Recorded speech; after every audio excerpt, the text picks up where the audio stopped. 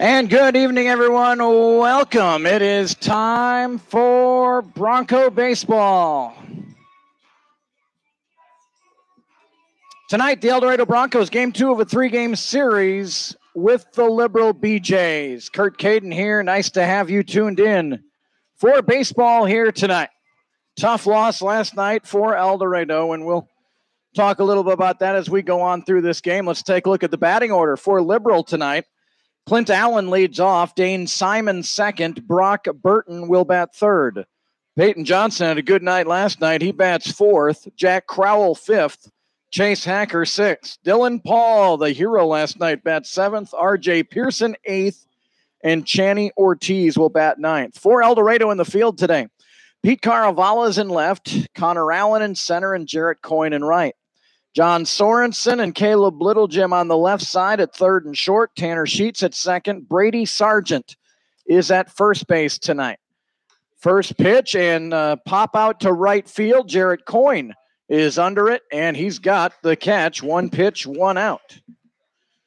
That makes it, boy, it sure saves a lot of ink for Gary here. And so one away, and Dane Simon will come to the plate. Catching tonight for El Dorado is Ethan Payne, and on the hill for the Broncos, Avery Reedmiller. And we'll go over some numbers, but what we've seen from Avery Reedmiller is a steady dose of strikes all summer long. And a pretty quick worker, too. An 0-1 count, and down in the turf, 1-1. Our first pitch temperature tonight, 93 degrees. It feels like 100, and it's going to get warmer as the week goes on. Winds are out of the south-southeast. We're used to that at 8 miles an hour. Here's the 1-1, and that's high, 2-1.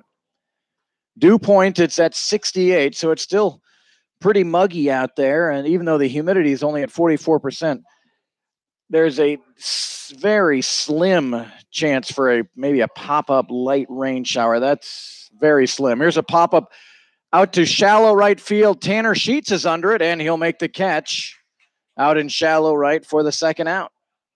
And that'll bring up Brock Burton. We did not see Brock Burton last night. Actually, we did late. He pinch ran late in that game. Brock Burton's out of Phoenix, Arizona, goes to Grand Canyon University. He starts in right field tonight for Liberal. So Reedmiller with 2 away in the first, and that pitch just off the corner for a ball, 1-0. Yeah, you're right. Yesterday, with 2 outs in the... Was it 2 outs in the first that they... Yeah, the first 2, Allen and Simon grounded out last night, and then Arnold singled, Johnson doubled, Crowell singled, and just like that, we had an error in there as well, and Liberal led 2-0. The Broncos never led last night. That pitch, oh boy. Just can't get that corner to stretch. 3-0. Reedmiller looked like he's hitting a spot, but didn't get the call. Now the 3-0, and that's going to be called strike 1. So 3 balls and a strike here to Burton. And Reedmiller, quick step, and then the pitch, and that one's hit sharply, but Tanner Sheets is right there. Over to first, and a 1-2-3 start to this game for Avery Reedmiller. 3 up, 3 down. We go to the bottom of the first inning. It's Liberal 0, El Dorado coming to bat. You're watching and listening to Bronco Baseball on YouTube.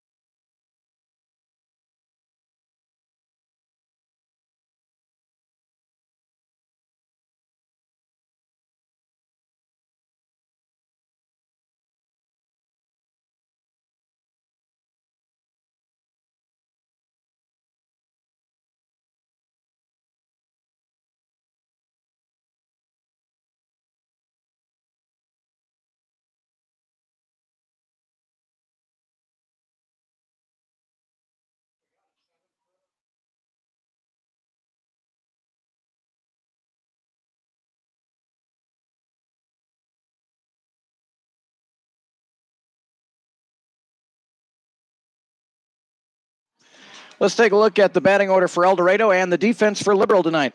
For El Dorado, coming to the plate, it'll be Caleb Littlejim, Jarrett Coyne, and Maddox Solomon. John Sorensen, Tanner Sheets, Ethan Payne. Brady Sargent, Pete Caravala, and Connor Allen. For Liberal in the field, Dane Simons in left. Clint Allen is in center. And in right field is Brock Burton. Jack Crowell at third base again tonight. Channy Ortiz is at second. The shortstop is R.J. Pearson and Dylan Paul at first. Chase Hacker is behind the dish. And pitching for Liberal, 6'7", Zach Zeller. How many basketball coaches probably cried when they said, oh, you're playing baseball? Oh, no. First pitch swinging is Littlejim. Drives it out to left. Hit it hard, but caught out there by Simon. So each team, Gary, first pitch swinging and first pitch being retired. It may be a minor victory. Good to see Caleb put some wood on the ball tonight. Really struggled last night. Here's Jarrett Coyne, and he looks at a first pitch fastball for strike one. No balls and a strike. And looked like a curve that stayed upstairs. And it's 1-1. Home plate in the shadows. The rest of the field pretty much in sunlight. Third base bag is in shadows, but everyone but the catcher, and good for the catcher. They're in the shade right now. Here's the 2-1 pitch and a foul ball straight back. 2 balls and 2 strikes. Well, the Broncos last night, I get that hour drive home, so I had a lot of thoughts about the game and how it could have maybe turned for El Dorado. That one in the turf, 3-2. I've had these. The only night I really didn't have much thought was Saturday night's 5-0 loss to Hayes, because that was just a dominating effort by the Hayes pitching staff. But here's Coyne fouling it off. You think about that 11-inning loss was, the Broncos had the winning run at second, couldn't get him in. Sunday got a win, and then last night, 2 times, the bases loaded with 1 out. And Coyne looks at ball 4. So a 1-out walk for Jarrett Coyne will bring up Maddox Solomon. He homered here last night to straightaway center field. 4 for 14 last night, El Dorado was, with runners in scoring position. Bases loaded in, I think it was the 3rd and the 9th, or the 4th and the 9th, with less than 2 outs. And the only run that scored was on a walk. So that was a frustrating, and it's frustrating I'm talking about it. It's certainly more frustrating for the players. I know they're hoping for better. But it had to be. I know they gathered after the game and got in their huddle. This team's so close to being in the top 2 of this league. Solomon bounces it. Zeller's got it, but he'll just go to first and retire Solomon. Had a thought of going to second. His momentum was already taking him to first, though. So Coyne will go to second, and John Sorensen will stand in there with 2 away for the Broncos. But yeah, I mean, I know you fans out there watching, I'm sure it was just even a chance to get to extra innings was right there for El Dorado, and just couldn't get it done. Back-to-back strikeouts. At the end of the broadcast, I mentioned, as Sorensen looks at strike 1, I admired the courage that manager Bill Clay showed in his pitcher. I mean, 3 walks in the 9th. I don't know how many times Gary and I said leadoff walks generally come around and score. There was 3 walks in that inning, and they didn't come around. They weren't. It was amazing. So credit to Liberals manager, I thought, last night, because I think if I'm managing there, of course, he knows his players, but I'm probably got the hook going out there. Then again, probably tough to bring another young man into a situation like that. Sorensen lines one out to center field. Clint Allen coming in. That looked like it bounced. Oh, he caught it. What a play by Clint Allen. And Liberal has shown off some leather last night, and they started out tonight. Looked like a lead for El Dorado, and Clint Allen was able to make a diving catch. So no runs, no hits, no errors, 1 left for El Dorado. We've played 1 inning. From McDonald Stadium, we have no score.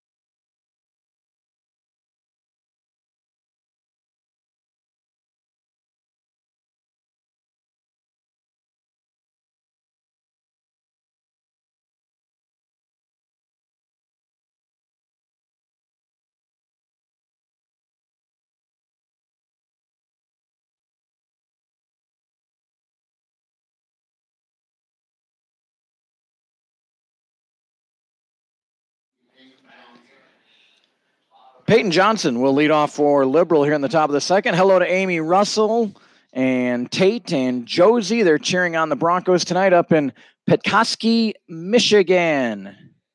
Amy Russell is the aunt of Jarrett Coyne. Reed Miller bounces one in, and it's 1-0 to Johnson. 10-pitch first inning for Avery. Avery Reed Miller from Wichita goes to Newman University. And that pitch on the corner, 4-1.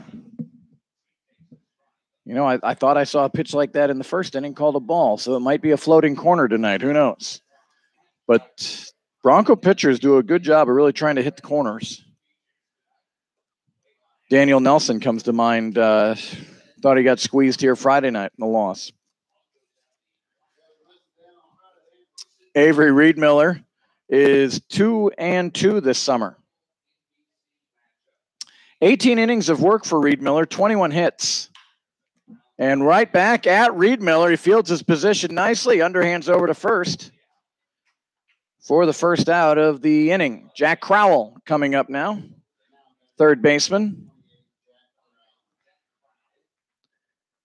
But to talk about Reed Miller's control, and it seems like we talk about this a lot, especially when Hayes was here and even some of the Liberal pitching, but Reed Miller in 18 innings of work, as he starts off with a strike to Crowell, 6 walks and 9 strikeouts. He's not going to dazzle you with the crazy strikeout pitches, but he's going to be around the plate.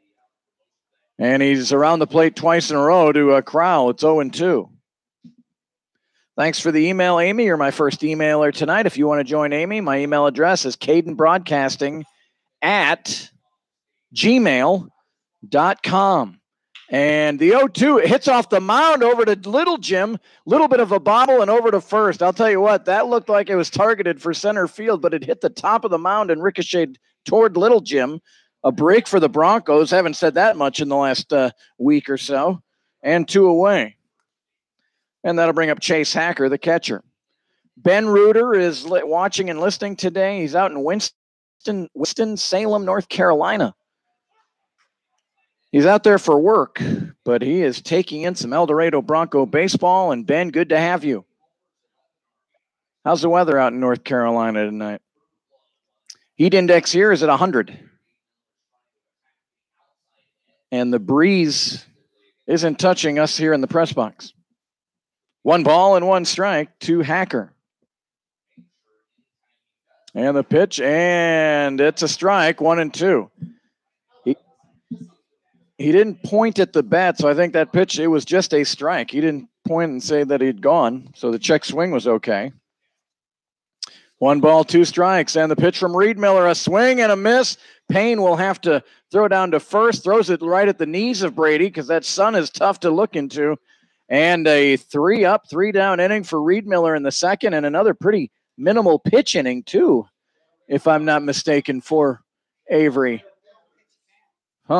Tell you about it in a moment. We go to the bottom of the second inning.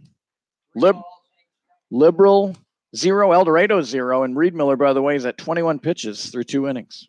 We're back in a moment here on YouTube.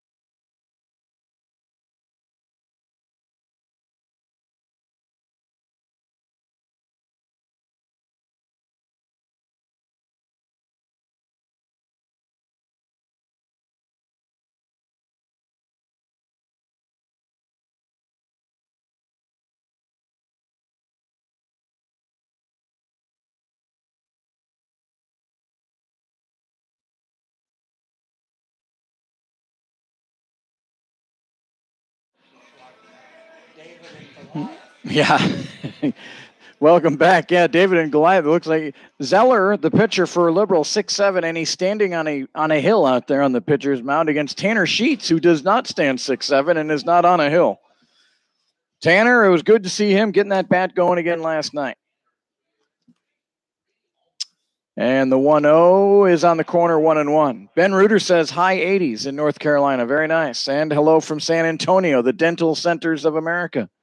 Rooting for an offensive explosion tonight. Runs do make everything better. I would agree.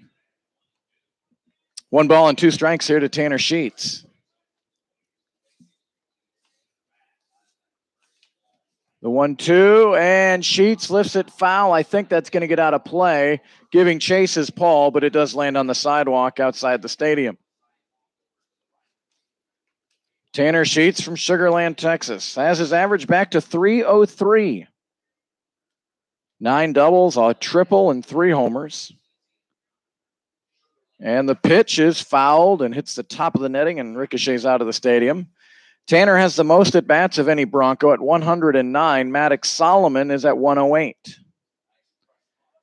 And then Jarrett Coyne at 97. And that one in the turf, 2-2.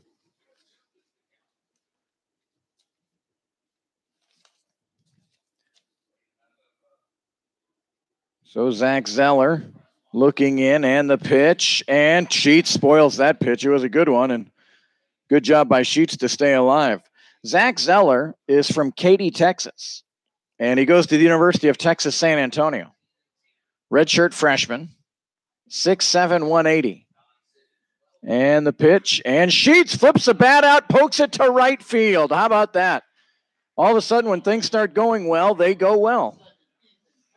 And that's a great sign for El Dorado. Broncos were denied a run in the bottom of the first inning with Coyne at second. John Sorensen hit a line drive out to center field, but a terrific diving catch, diving forward by Clint Allen.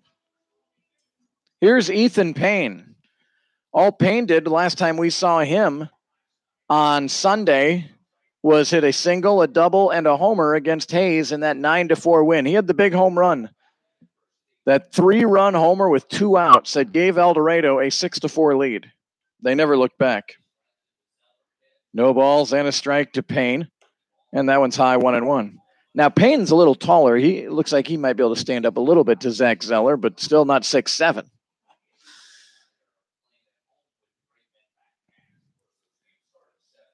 So getting a lead is Sheets off of first. He had a good jump, but he stays there, and it's 2-1.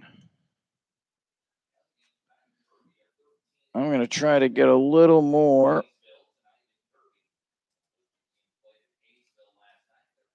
There on Sheets at first, so you can see the action there. A throw over to first. Well, I'm still not happy with that. There we go. I may cut out third a little bit, but obviously there's more action over at first. So I want you to be able to see all of that. And Payne looks at ball 3. That was low. And 3-1 now to Ethan Payne. Ethan Payne out of Utah Valley University. Benicia, California. And that one low, ball 4.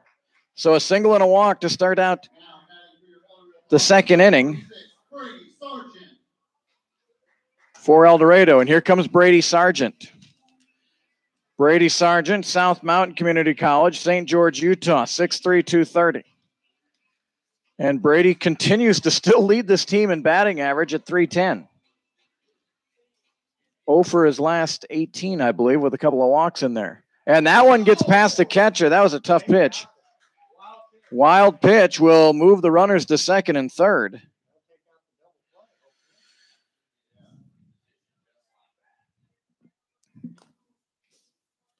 Broncos have fallen behind in each of the last 4 games. And Sargent hits it in the hole. A base hit for Brady Sargent. Payne goes to third. He will stay there. He had to make sure that one went through. And Sargent gets a much-needed hit for his psyche. Payne moves to third, and Tanner Sheets scores. Again, don't forget how this one started with Tanner Sheets with a 2-strike count on him. Just put the bat out there and just guided it to right field. Really a nice piece of hitting. Here's Pete Caravala, left-handed batter. And the pitch is upstairs. Pete, another home run here last night, his third of the summer. 2 of them Friday, 1 last night. Here's the 1-0, and Pete had a good cut, but goes the other way and fouls it into the bullpen. I'm sure Len Carvalho out there watching, all the Alma College folks, they have a vested interest in Bronco baseball with so many of their players here in El Dorado. 1 ball and 1 strike. And the pitch, that's high, ball 2. Pete Caravala's average is climbing up there, 267. 21 for 75. He was below 200 at one point of this summer. Here's the 2-1, and Carvalho, another good cut. He just looks like Gary's swinging it better. He's just free and easy with that cut. Yeah, seeing it. Maybe he's borrowing Jordan Anstandig's contacts. I don't know. 2 balls and 2 strikes. And that's outside, ball 3. Allison Whitehead says, go Scots. Yeah, we got a lot of Scots here. So, heck yeah, Gary and I say go Scots all the time. If it wasn't for Alma and Cisco and Kansas State. The pitch and a foul tip into the glove. So Carvalho strikes out. That's the first out of the inning. And here comes Connor Allen. Connor Allen came into last night's game in the 6th inning. He struck out, then had a big double in the 8th and scored the run that got El Dorado to 8-7. And then Connor's number came up again. Bases loaded, 2 outs, bottom of the 9th. I mean, when you're playing in your backyard, that's usually the scenario you dream up. Unfortunately for Connor, he struck out, and Liberal was able to survive 8-7. But tonight's a new night. No balls and a strike on the move, and that pitch gets past the catcher. Here comes Payne, and he's going to score. Sargent was on the move, so he will get a steal. And Ethan Payne scores on a wild pitch. So 2-0 El Dorado. And now a runner at second base with 1 out for Connor Allen and a 1-1 count. Broncos have the black tops tonight with the orange numerals. White pants, Liberal with the red tops. Light blue lettering and numerals, white trim, and that pitch out of the zone, 2-1. Talk about so many of the pitchers with very limited motion, no wasted movement. Zach Zeller, he at 6'7", you got a lot of arms and legs coming at you when he throws, and Allen swing and a miss, strike 2. Connor Allen out of Cisco Junior College, 6'1", 200, Plano, Texas. 1 away. Broncos with their first game in a while that they've gotten the lead to start, which doesn't mean much, but it's a start. And Connor Allen, a swing and a miss, strike 3. So Zeller, after a single, a walk, and a single, of course, there's a wild pitch in there that scored a run, but back-to-back strikeouts of Caravala and Allen. Top of the order, Caleb Littlejim hit it well to deep left field, but was caught out there by Dane Simon his first time. Good lead off of second for Sargent. That pitch up and in. Yes. And 1 ball and no strikes. 2-0 El Dorado here in the home half of inning number 2. And that one out of the zone, 1-1 or 2-0, I should say. Just, I know it's hot out there. I will take this over freezing rain and wind chills any day of the week. I don't mind sweating a little bit. I'd rather sweat than shiver. Shiver and slip. 3-0, and Hacker's going to go talk to his pitcher. Yeah, I always get a kick when I hear folks complain when it's hot and they complain when it's cold. And you're going to get something. In Kansas, you're going to get a little of everything. I am anti-winter. Ice skate. See, I love hockey. But if I put myself into the cold, I'm good. But I don't want Mother Nature bringing the cold to me. It's the Wisconsin in me. I had 20 years of northern Wisconsin winters, and it didn't toughen me up. It made me want to get out. And so, of course, my wife and I have been in southern Kansas for 18 years. I keep saying we're going to get further south or further west and get away from winter. Little Jim walks as I jabber on here. Runners at first and second, and here's Jarrett Coyne. He walked his first time. And the pitch to Coyne is low, ball one. Jarrett Coyne, 268 this summer, 26 for 97. He's driven in 15. He's got 3 doubles. His power numbers are a little down, but his batting average is getting up there again, which is great to see for Jarrett. And always a good eye, never afraid to take a pitch on the shoulder. 2 balls and no strikes to Jarrett Coyne. Good pitch to hit here, you would think. And it's in there for strike 1. So 2-1.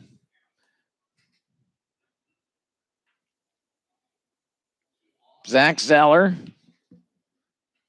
on the hill for Liberal. The pitch and a good cut by Jarrett. He fouled it off into the netting, and it's 2-2.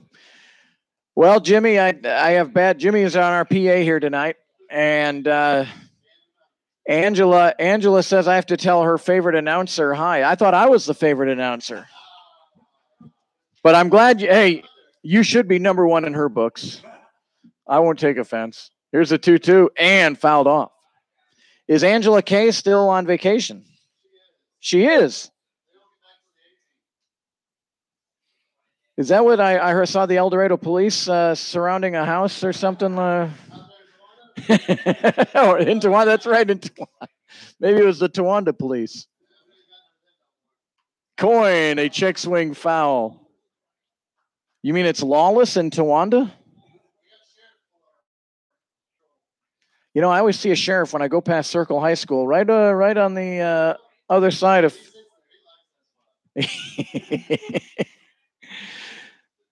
Can't beat fun at the ballpark here. Good people.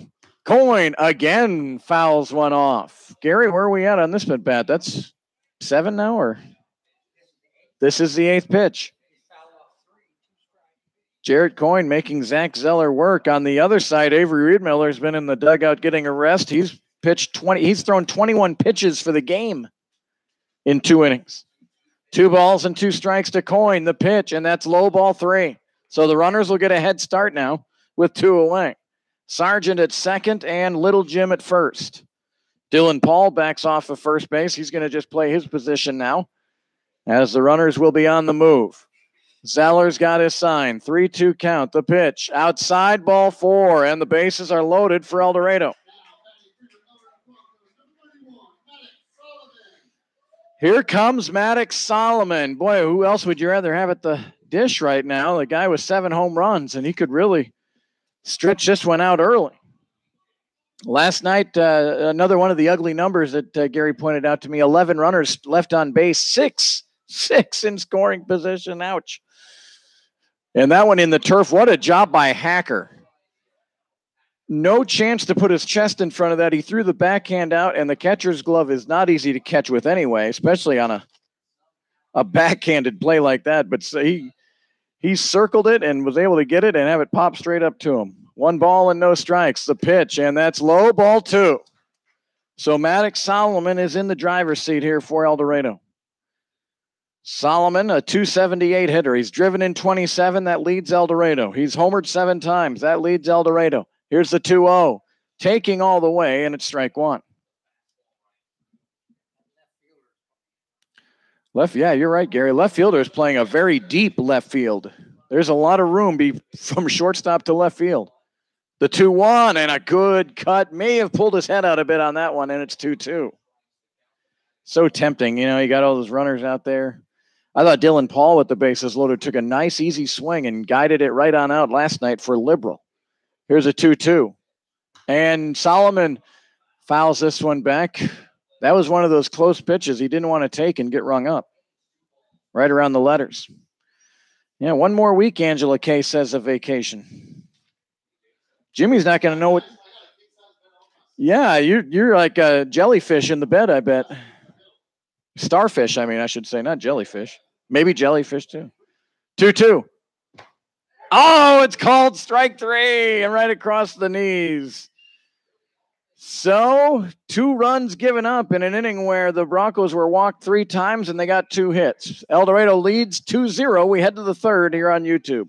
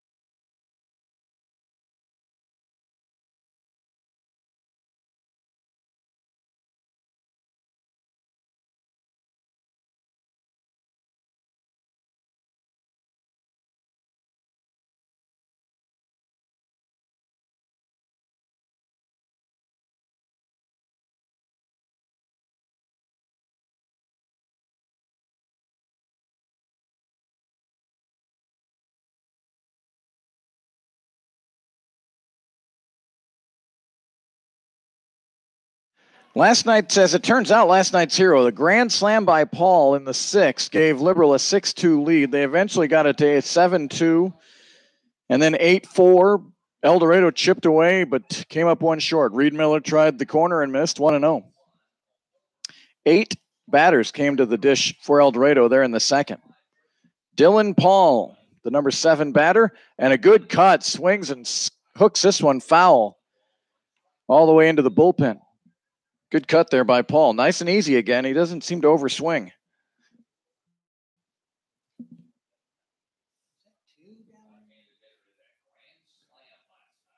The 1-1 pitch from Reed Miller. He goes off speed. Gary, it might be. That's as good a guess as any.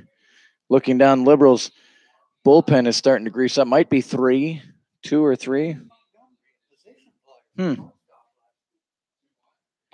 If your eyes are correct, Reed Miller hits the zone. Strike 2. Dylan Paul in league play, a 172 hitter, and he looks at ball 3. Interesting with Paul, he's only has 11 hits, 11 for 64, but it's driven in 22, and that leads Liberal. The pitch and a rare walk from Avery Reed Miller. First runner of the night for the BeeJays. So here comes R.J. Pearson. R.J. Pearson, Moultrie, Georgia is the hometown, goes to Oral Roberts in Tulsa. And he's squaring to bunt. And boy, the runner at first got far off and a delayed throw down to first. We know Payne's not shy of throwing to the bases, but I think he got hung up. It looked like a ball, but we'll see what the umpire tells us for sure here.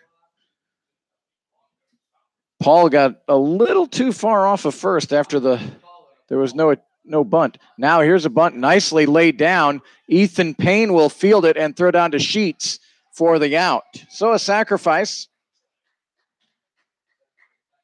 That'll move Dylan Paul to second. And here comes Channy Ortiz. Ortiz hitting 273 this summer. And this is his 14th game. 9 hits, 33 at bats. He's driven in 4. He's walked 5 times. Left-handed batter.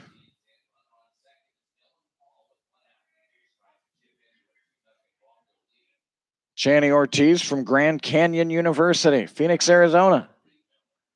And the pitch from Reed Miller is low, ball 1.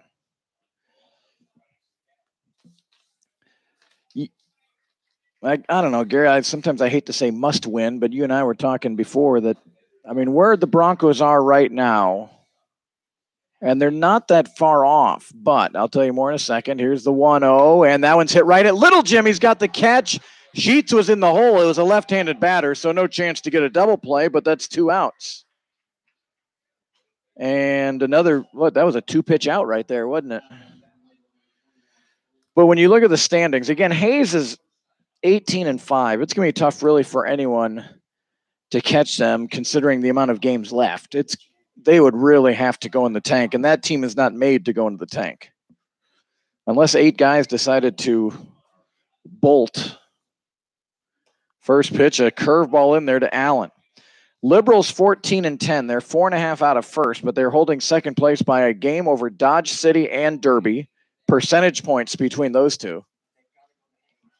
And Derby and Dodge both have to go to Hayes. That's not easy. That gives the Broncos certainly some hope. That curveball didn't take, and he plunked Allen in the back.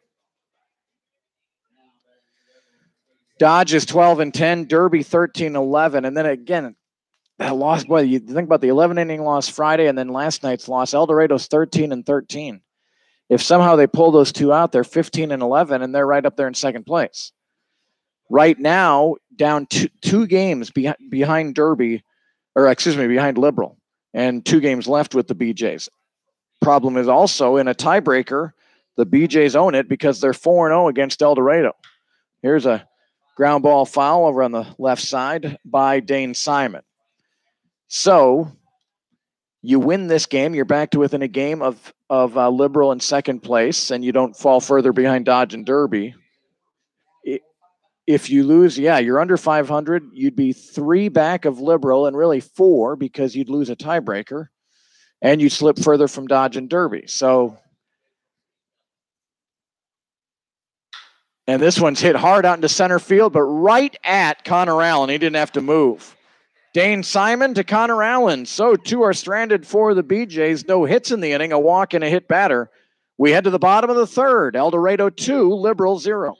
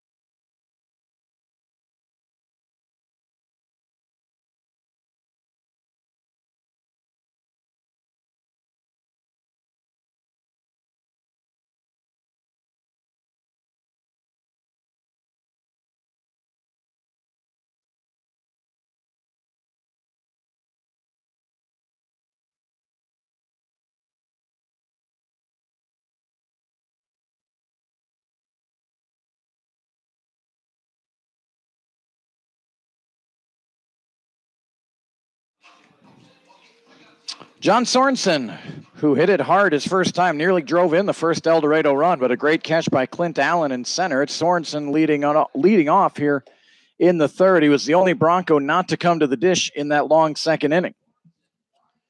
Painfully again, El Dorado leaves the bases loaded, though, on a strikeout of Solomon. No balls and a strike. And this one's lined, but right at the shortstop. So John's hit it pretty well twice, but he's 0 for 2. Tanner Sheets got it going for El Dorado in the second. Remember, he had a 2-strike count, and he just put the bat almost like just guided that ball out to right field. Fouled off 3 2-strike pitches, so he had a good at bat.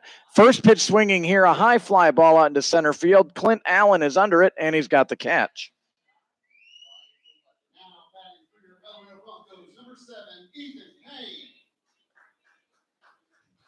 So 2 away very quickly, and boy, just what Zach Zeller needs is a quick inning. He still has to get through Ethan Payne. He walked and scored His first time here tonight. Pitch is outside, ball one. Following El Dorado in the standings is Hayesville's 5 back of El Dorado at 8-17. Great Bend 7-19. Pretty much out of any talk of making an NBC World Series this year. The other 5 teams are still. Hayes is locked in for sure the way they're playing, and then there's 4 teams battling for 2 other spots, maybe more. But if you want to guarantee. Managers like guarantees. If you finish second, you're in the second week of the NBC. If you finish third, at least you're in the dance. Payne a swing and a miss, 2-2. Fourth, maybe fifth, probably not.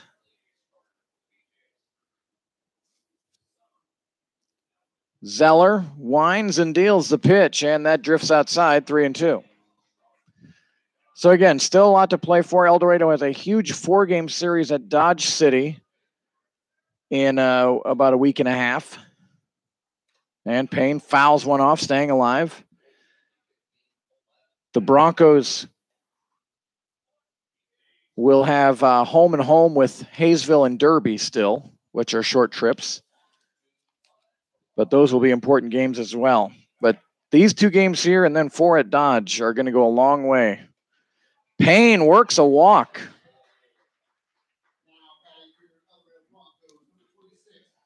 So here's Brady Sargent, and boy, for Bronco fans, a great scene seeing Brady get that RBI single in the second inning. Fun kid. You hate to see anyone struggling, and he was in quite a slump. We'll see if that single maybe gets things going for Brady. Sometimes just one hit can turn it all around. And a good cut by Sargent there, fouled it off. No balls and a strike.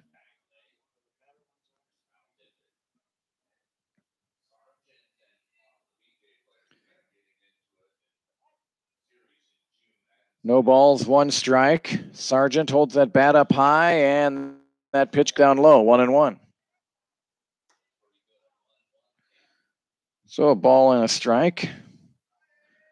The Hayes Larks are out of our league tonight. They're playing the Colorado Cyclones. They won last night by 1. Go figure.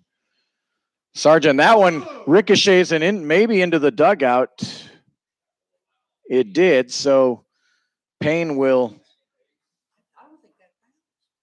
Yeah, it skipped in there. Yeah, wild pitch. Yeah, it bounced and then ricocheted right into the El Dorado dugout. They were all jumping around trying to avoid it. And that's high, 3-1. Pete Caravallo would be next. 3 balls and 1 strike. Zeller labored through the second. He looked good for the first 2, but then walked Payne, and now it's fallen behind 3-1 to Sargent. The pitch, and Brady Sargent skies this one a mile high. Dylan Paul looking for it. He's underneath it and has the catch, and that will end the inning. So the 2-out walk doesn't hurt Liberal. We go to the 4th inning. Broncos 2, BeeJays 0.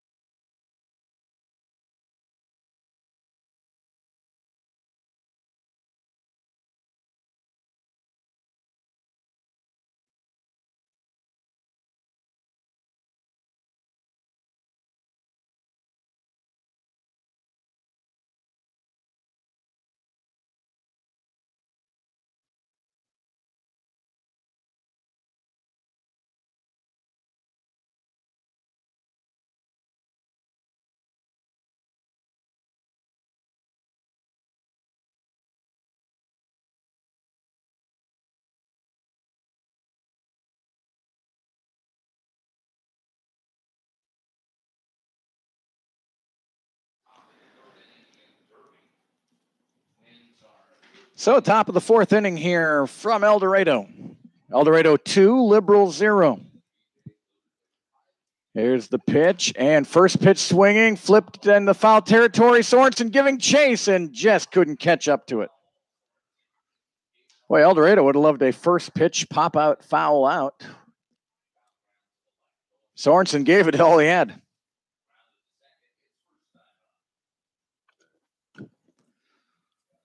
Brock Burton, 0 for 1, a ground out to Tanner Sheets. He hit it hard, but right at Tanner, who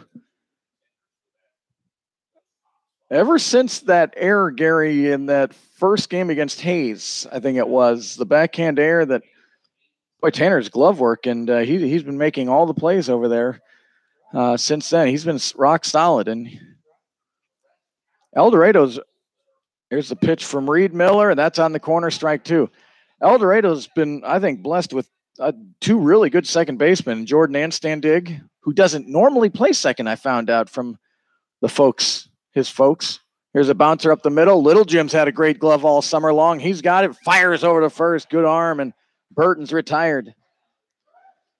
But it's a nice problem for Toby Reuter to have. Do you put Tanner Sheets at second? Do you put Jordan Anstandig at second? They both have been great defensively.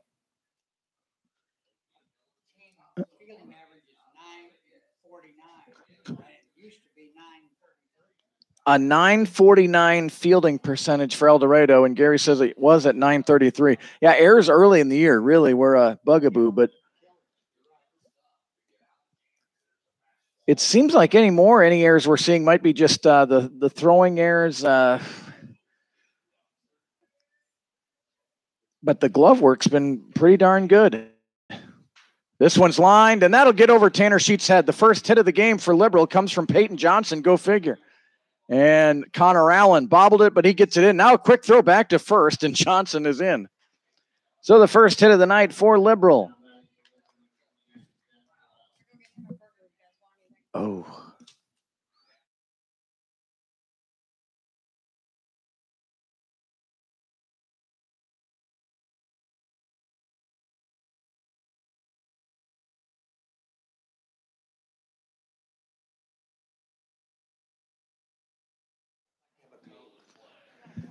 First pitch is a strike to Jack Crowell.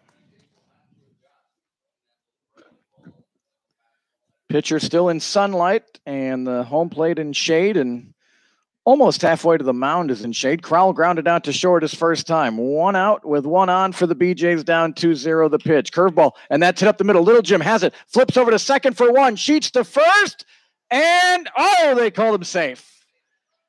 Sheets couldn't get a lot on that throw. And Crowell, hustling down the line, dove into first, and he was called safe there. So, 2 away. Yeah, Gary, I was thinking the same thing. When was that? Was that last night, or was it? We've seen so many games, and I can't remember who it was that dove. If it was Little Jim or we had to dive into first. Really close play, but it went against El Dorado. Go figure. We seem to be on that end right now. And first pitch swinging, a high fly ball out to left field. Pete Caravala under it, and he's got the catch for the third out. A good inning for Reed Miller. Liberal does gather their first hit of the night, but he's stranded. And the Broncos lead 2-0. We head to the bottom of the fourth inning here on YouTube.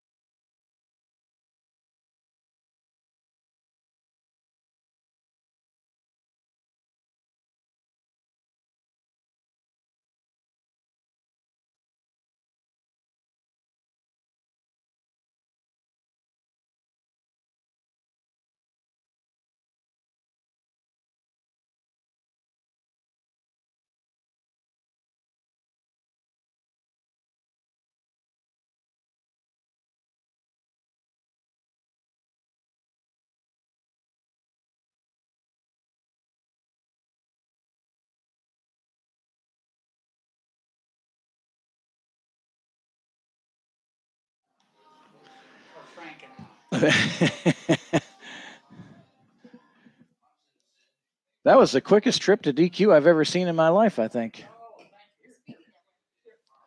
Pete Caravallo leading off for El Dorado here in the home half of the fourth inning. Caravallo struck out his first time. 1 ball and no strikes. The pitch and up the middle, and Zeller's got it. And he'll go halfway and then underhand it over to first to complete the play.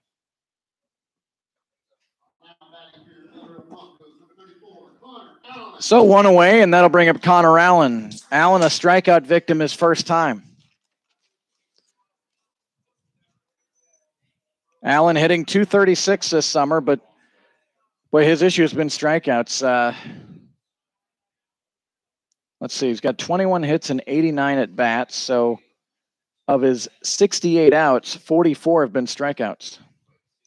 And he pops this one up on the infield. Dylan Paul is under it, and he makes the catch for the second out. So Zeller, much like in the third inning, 2 quick outs. Here's Caleb Little, Jim, who hit it hard to left and walked. He's 0 for 1.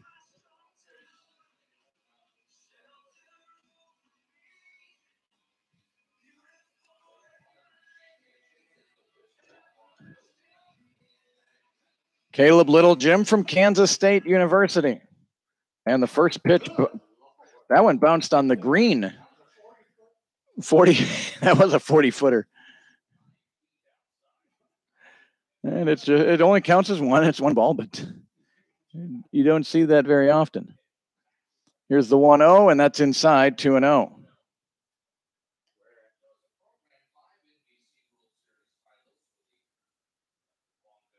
So 2 balls, no strikes, and the pitch, and that one's in there for strike 1.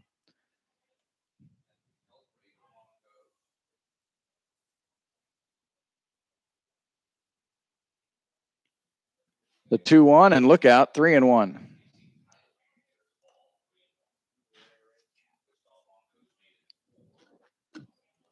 So 3 balls and a strike to Caleb Little, Jim. Jarrett Coyne waits on deck for El Dorado. Email address, cadenbroadcasting@gmail.com if you'd like to join in. There's a check swing foul off the handle. 3 balls and 2 strikes.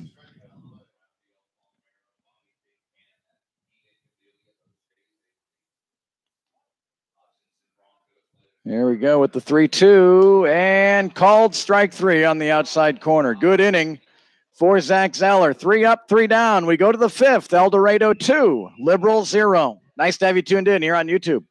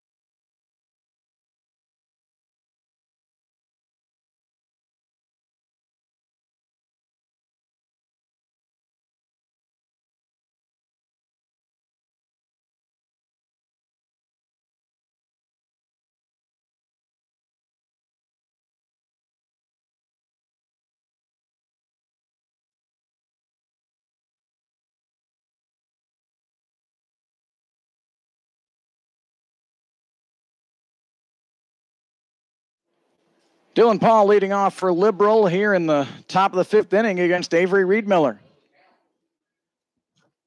Reedmiller has been in control tonight. 1 base hit given up through 4 innings. No strikeout, or 1 strikeout, 1 walk. He's behind here. They're 2-0.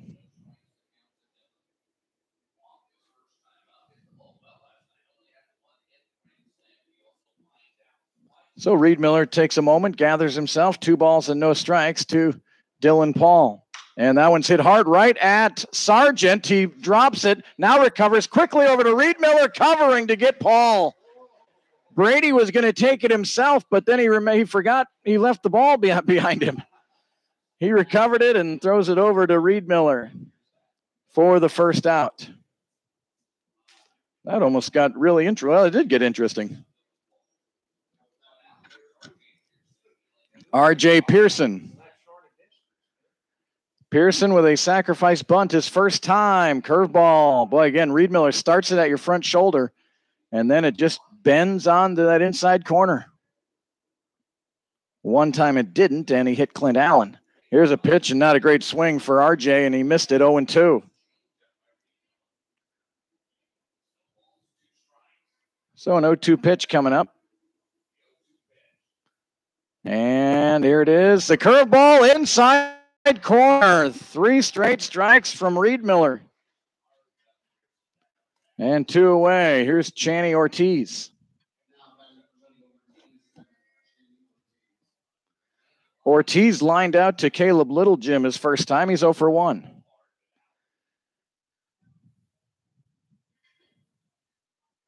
And the first pitch from Reed Miller, and that one's fouled out of play. And again, Reed Miller getting out in front. Broncos trying to figure out Liberal.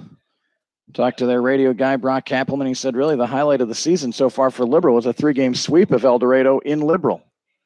This one's bounced towards Sargent. He gobbles it up. He'll take it himself.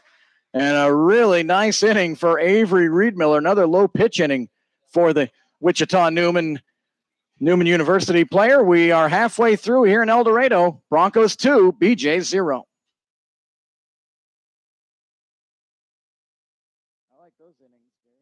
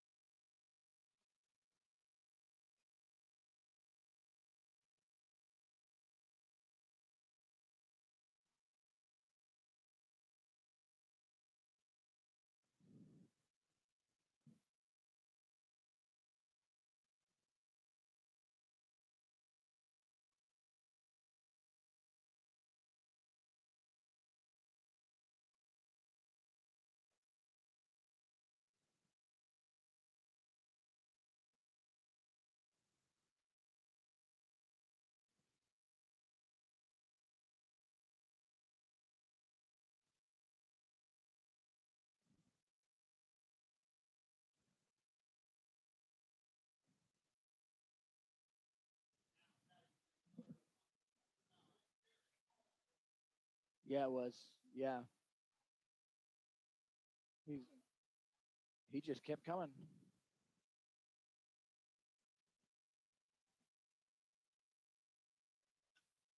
Jarrett Coyne to lead it off for El Dorado here in the bottom of the 5th inning, a 2-0 Bronco lead. And Coyne hits it hard into left field for a base hit. First pitch. And Coyne's been on all 3 times tonight, 2 walks and a single.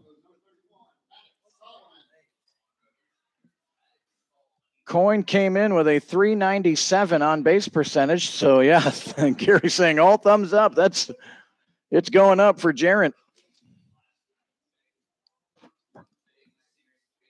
Coyne with a decent lead over at first. And here's Maddox Solomon. He looks at strike 1. Boy, Maddox, a home run to straightaway center field last night.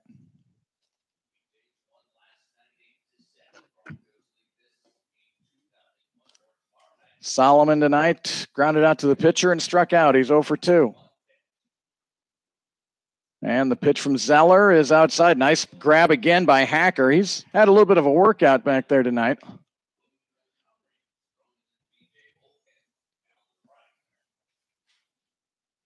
So a ball and a strike here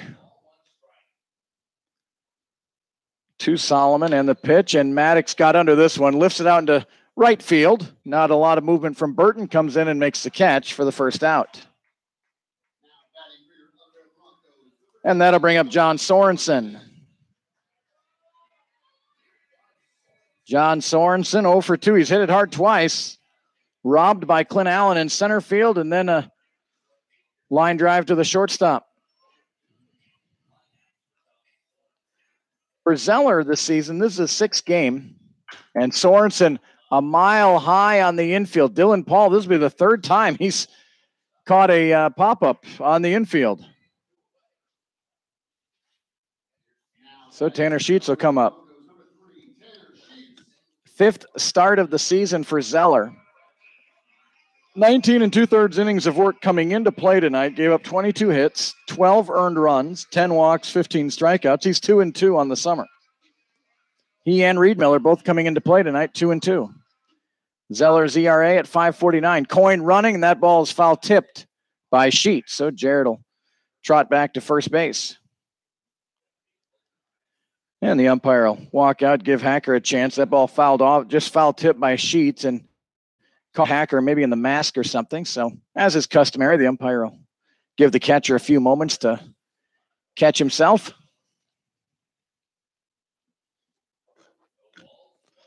Most umpires have to dust off the plate here. You just rub your foot across it, get some of the turf monsters out of there. No balls, 1 strike.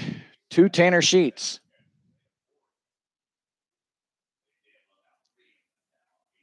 Here's the 0-1. And that one caught the corner, and it's 0-2. And Hacker's he might have been crossed up there from Zeller.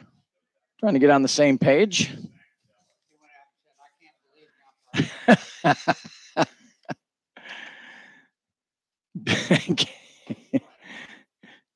Gary said the A probably went out there and said, I can't believe the umpire gave us that one. Let's do that again. Let's go there again on this next pitch. Chase Hacker is the catcher tonight from Farmersville, Texas. He goes to University of Texas San Antonio. Liberals got a few guys from UTSA. And time was called. Coin was moving. The ball is fouled, but it doesn't matter. Time was called. Burton went sprinting after it, and as he should. He didn't know if it was...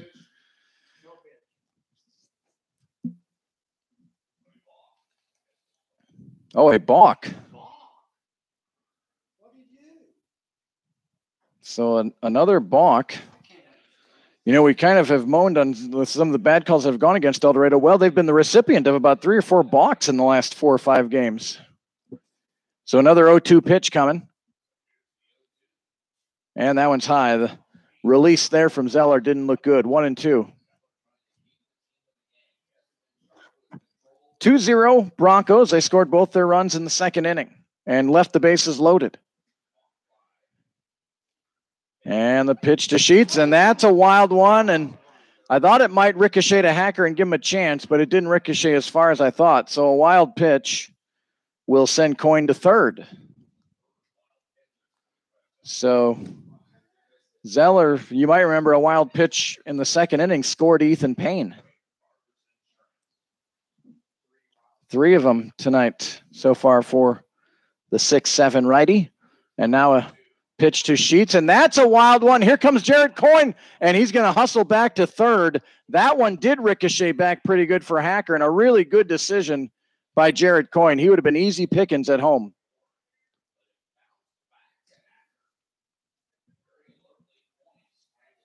There's padding behind the plate, but there is some concrete exposed too. So if you're fortunate as a pitcher to maybe throw it bad enough that it hits the lower part of the wall, it will ricochet back. So a 3-2 to Tanner Sheets, and a bouncer up the middle, ranging over is Ortiz over to first, and they got him. Nice play by Ortiz. Zeller tips his cap to a second baseman. So the Broncos strand Coyne at third. We go to the 6th inning, 2-0 El Dorado.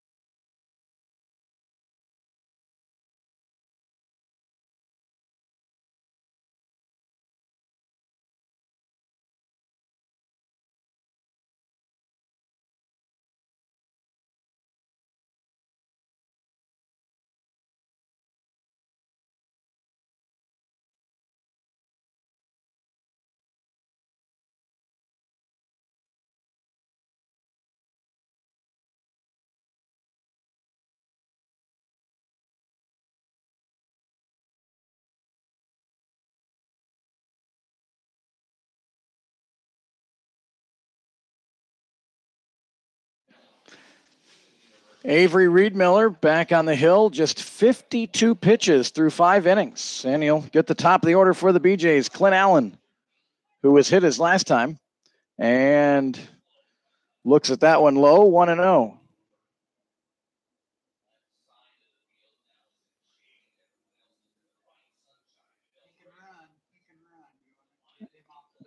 And a good cut here by Allen, but he was well out in front. It ricochets off the fencing by the Bronco bullpen, and Carvalho will have to go over and get that.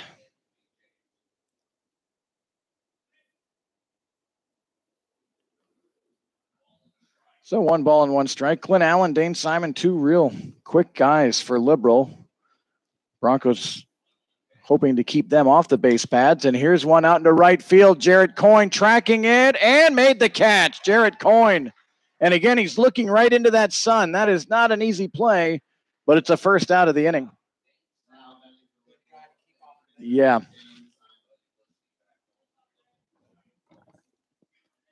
So here's Dane Simon. He's another burner for the BeeJays. He's 0 for 2 tonight.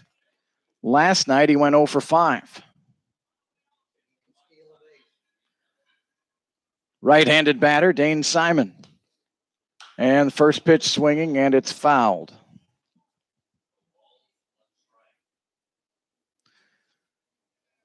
Reed-Miller, more often than not, has been getting ahead. Strike 1. Simon comes in, a .354 hitter in our league. Here's the 0-1, and he hit him. Curveball, you could see him shake his hand. It didn't come out of his hand right, and the curveball catches Simon in the back. Second hit batter, and it's been the same pitch.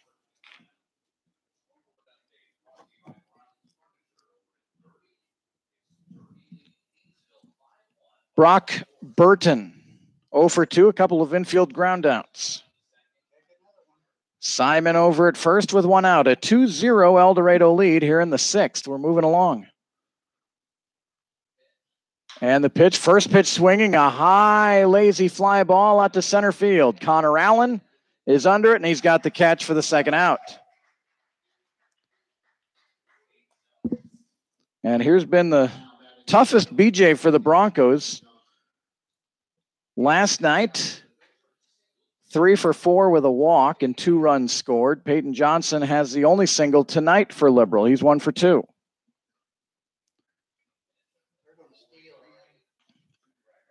Simon over at first has 10 stolen bases on the summer.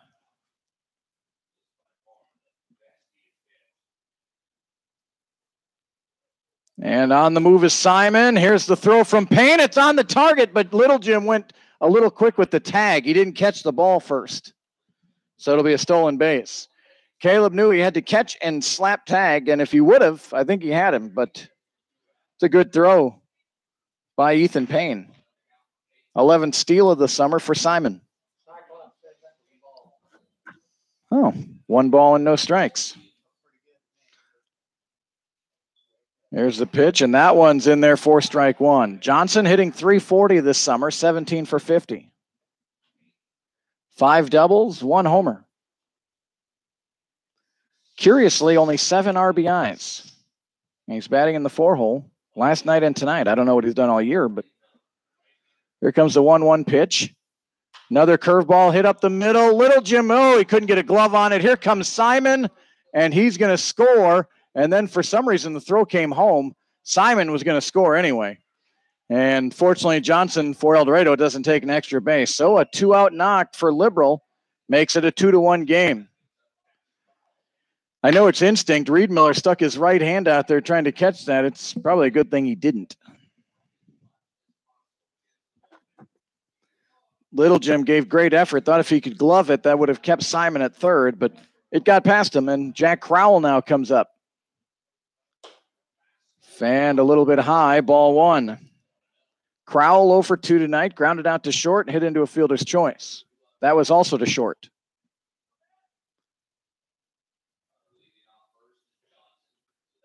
Small lead for Peyton, and this ball's hit up in the air. Another high fly ball. Little Jim drifting out, still drifting, and will make the catch out in shallow left field. I'm not even sure if you can call that shallow. It was out in left field. A run on a hit for the BeeJays, and they cut the deficit in half. We go to the bottom of the sixth. El Dorado 2, Liberal 1.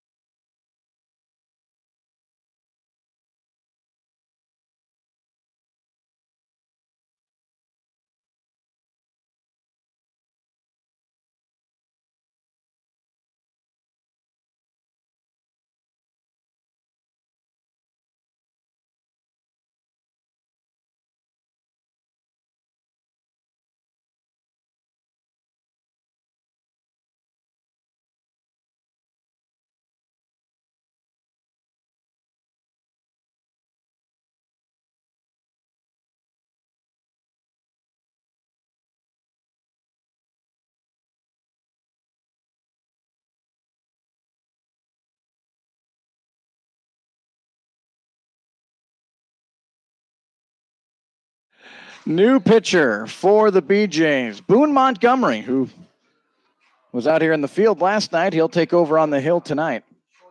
Yeah, he was at shortstop. That's what I thought.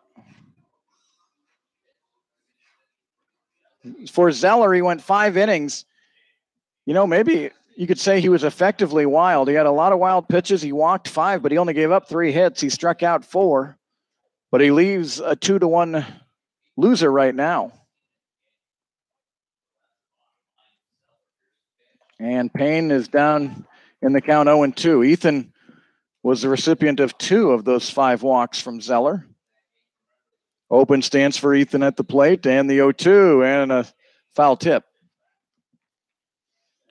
And that one might have bit Hacker as well. Boone Montgomery, 5th game, 4 1/3 innings of work, 3 hits, 4 earned runs, 3 walks, 7 strikeouts. He's 0-1 on the season with an 8.30 ERA.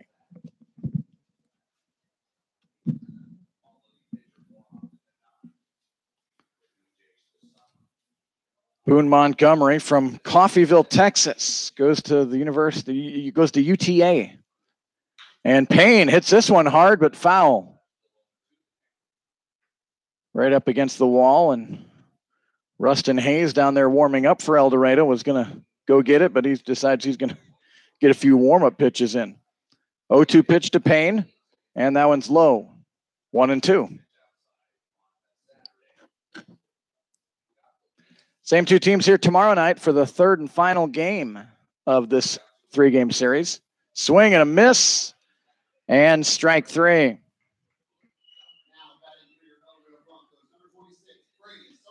So 1 away, and that'll bring up Brady Sargent.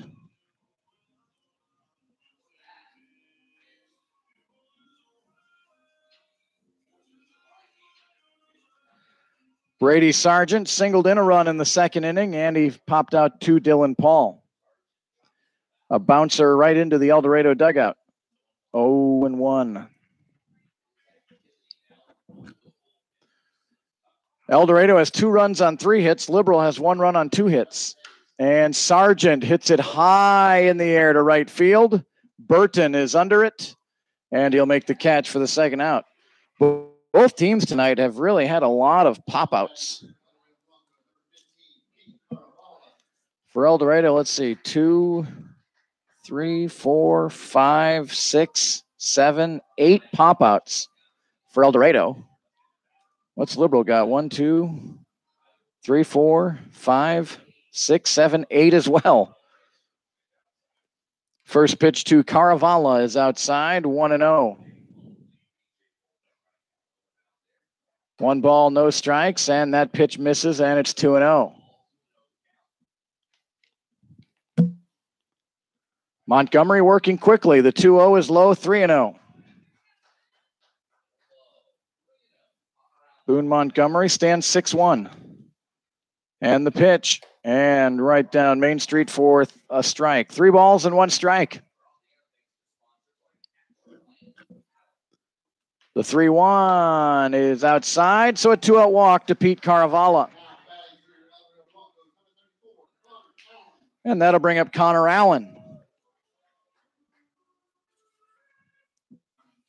Connor tonight, a strikeout and a pop-out. He's 0 for 2.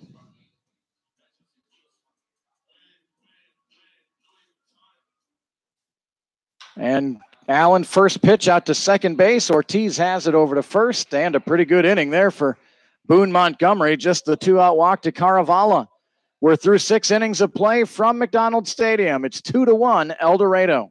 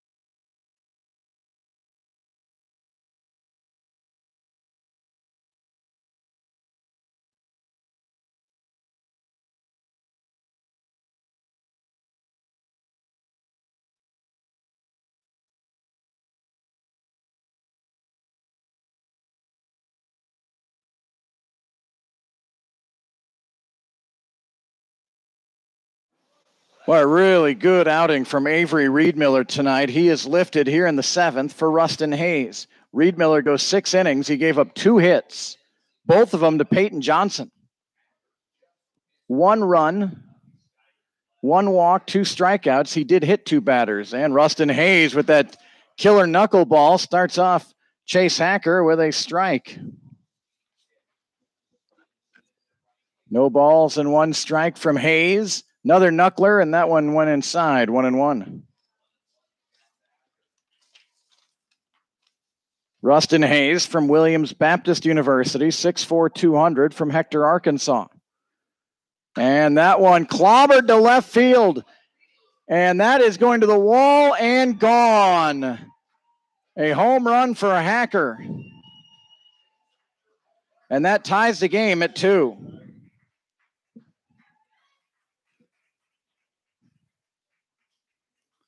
So Reedmiller and Zeller are no longer the pitchers of record.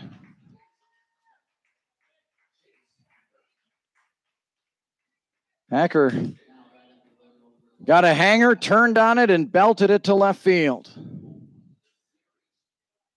For Hacker, that's his 4th home run this summer. Here's Dylan Paul, and that one's hit right at Brady Sargent for the catch. So 1 away, and that'll bring up R.J. Pearson. That's got to pain Avery Reedmiller. He's No chance to get a win now. The team can still win, of course. And the first pitch to Pearson off the plate for a ball. Coming into play tonight, Hayes had a .73 ERA. Just his second earned run given up this summer. He has no record, 3 walks, 11 strikeouts for Ruston. 2 balls, 2-0 here the count, and a swing and a miss. Pearson. So 2 balls and a strike.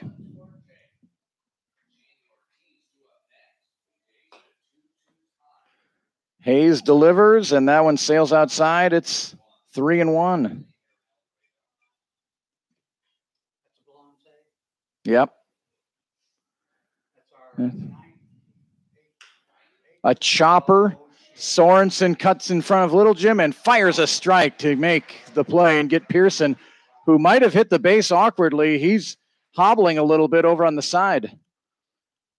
Stretching to try to get there and might have just tweaked something. We'll hope he's all right.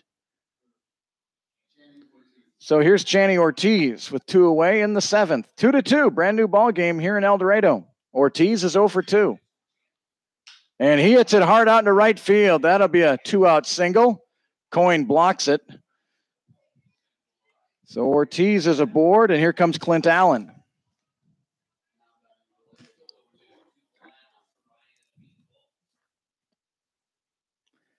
Clint Allen has been hit by a pitch, flown out to right field his other 2 times, 0 for 2. Hayes with a throw over to first, and Ortiz is back. Ortiz has 3 steals this summer.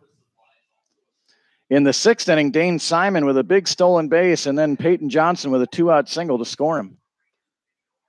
And that pitch in there for a strike. No balls and 1 strike.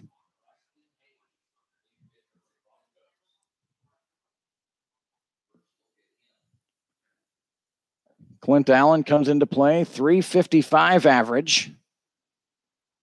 And the 0-1 runner going. Payne's throw down to second is not in time. The ball came out of Sheets' glove. So Ethan's had a couple of good throws down to second, but the middle infield hasn't been able to get the catch. I think it was a ball. So Payne out and talking to Hayes.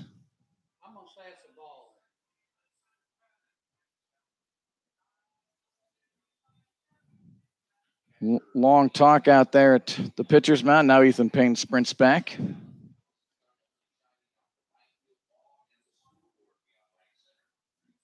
Not exactly sure. We think it's 2-1 here. Maybe 1-1. We'll open stance at the plate for Allen. And that pitch high. So 3 balls and a strike, I think.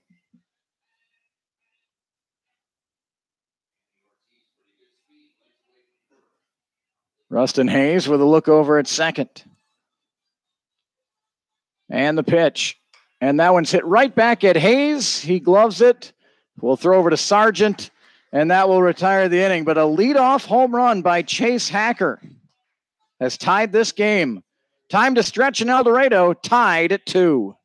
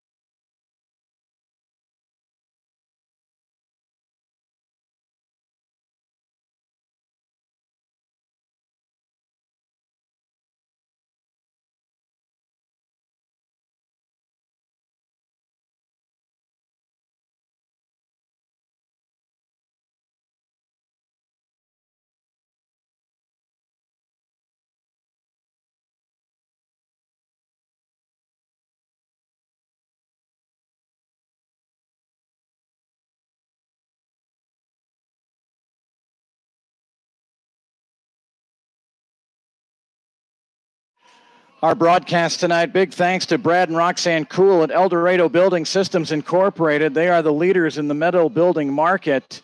Eve heights from 10 feet to 30 feet. Unlimited bay combination means your building will be truly yours. Appreciate all that the Cools do. Their toll-free number is 1-800-279-4300. El Dorado Building Systems Incorporated.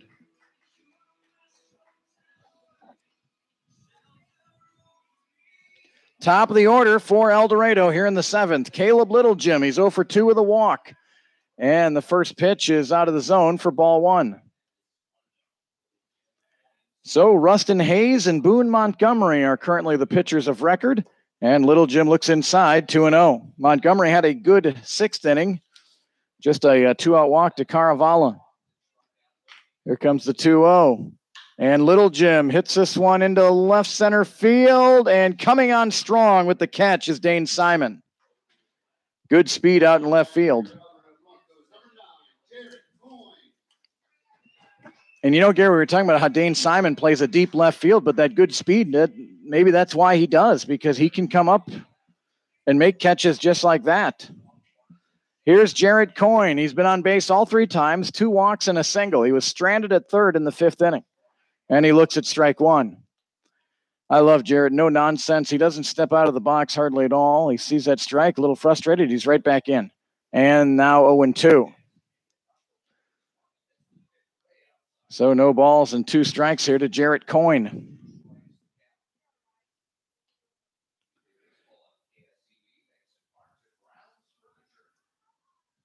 Liberal now has out-hit El Dorado 4-3.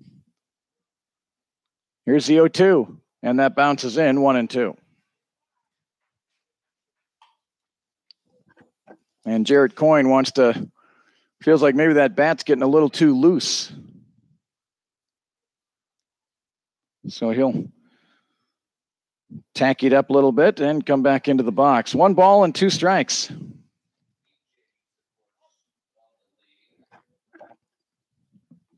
And Coyne hits it right back to Montgomery at the pitcher's mound, and he'll throw over to Paul for the second out.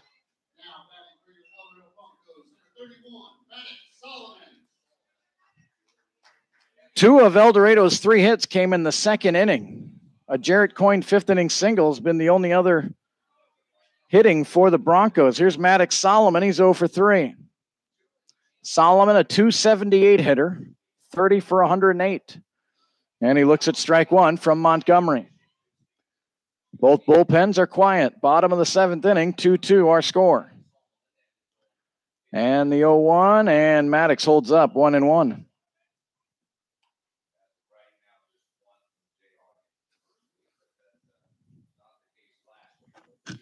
So here comes the 1-1, and Solomon fouls it off, and it's 1-2. Liberal here again tomorrow night, and then a much-needed night off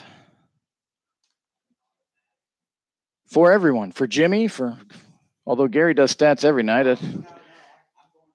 No night off for... I'm going to umpire slow pitch softball. The good news for me is I don't have to leave town tomorrow or Thursday night. Sumo sounds good. Does Angela know? Oh, sorry. Angela, you didn't hear that. 1 ball and 2 strikes, and the pitch is bounced in 2-2. Did you see that Chick-fil-A was giving away free food today if you dress up as a cow? It's National Cow Day. Maddox Solomon into right center field, closing quickly as Burtney's makes the catch. And a 3-up, 3-down inning for Montgomery. We go to the 8th, tied at 2.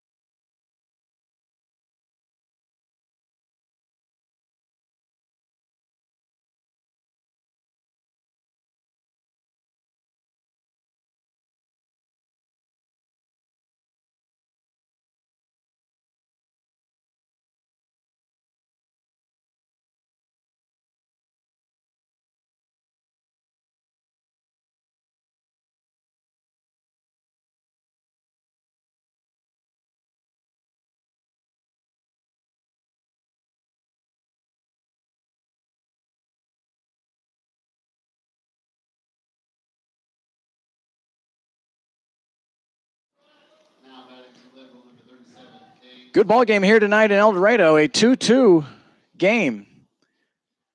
Last night, each team had 9 hits, an 8-7 win for Liberal. Tonight, 4-3 in hits, 2-2 on the scoreboard. Neither team's committed an error. El Dorado lost 3 tight ones at Liberal. Squaring to bunt is Dane Simon, and he pulled back 1-0. Second inning of work for Rustin Hayes. He was greeted by a first batter home run by Chase Hacker in the 7th, but then came back, got a couple outs before a single, and then got Allen to bounce out, and there's a swing and a miss from Simon. 1 ball and 1 strike.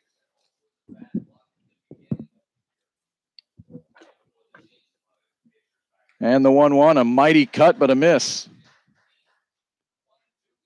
1 ball and 2 strikes.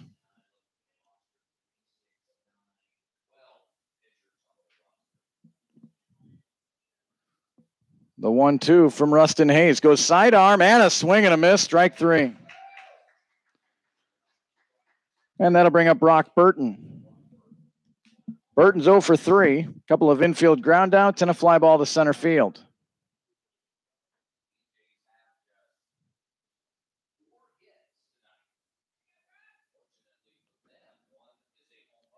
The pitch from Hayes, and that's low, ball 1. 1 ball and no strikes. Brock Burton, the number 3 hitter in the Liberal lineup. And that pitch stays upstairs. So 2-0.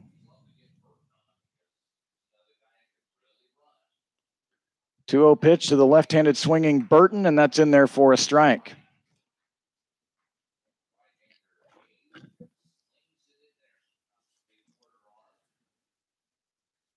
Rustin has the high stirrups, which I like. A little old school. That pitch just missed, 3-1.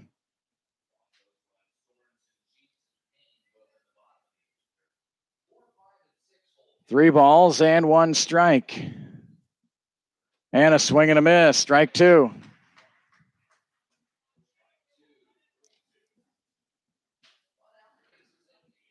Three balls and 2 strikes here to Brock Burton. Peyton Johnson, who has 2 hits tonight, waits on deck. Sidearm delivery, and that one was never in the zone. And a walk. So a good base runner on base and a good hitter coming to the dish in Peyton Johnson. He has worn out the Broncos. Johnson had 3 hits last night. He's 2 for 3 tonight. Johnson's single in the 6th inning scored Dane Simon, who had stolen second. Quick throw over to first, and Burton's back.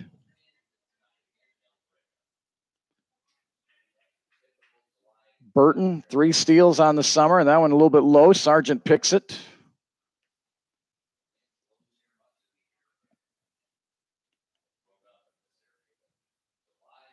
And another throw over, and close, but safe.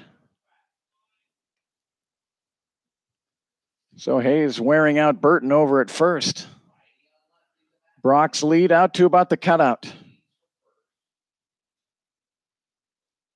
And the pitch from Hayes, and that's in there for strike 1. Johnson grounded out to Reed Miller in the 2nd, then singled in the 4th, and as I mentioned, a RBI single in the 6th. That made it 2-1. Then Hacker's home run in the 7th tied it. And the pitch, and that's fouled back, and Hayes is ahead 0-2. El Dorado with 2 in the 2nd, Liberal with 1 in the 6th and 1 in the 7th.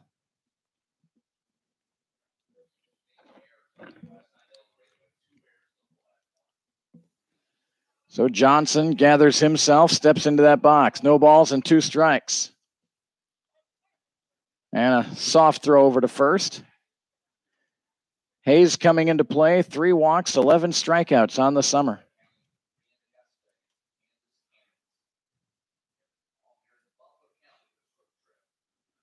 No balls, 2 strikes to Johnson.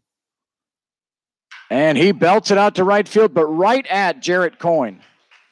He put good wood on it, but it was right at Jarrett. So 2 away, and that'll bring up Jack Crowell. Crowell has worn out Little Jim tonight. 2 groundouts to Caleb and a pop-out to Caleb. The Broncos would take a 4th. 2 away here in the 8th. A 2-2 tie between the Broncos and the BeeJays, a game El Dorado desperately needs. And running on the play, here's the throw by Payne. That's a little off the plate. It goes off of Little Jim's glove into center field. And Burton will move to third. So a stolen base and then an error on Little Jim. It was in his glove. So a stolen base and then an error on Caleb Little Jim. 1-0 is the count.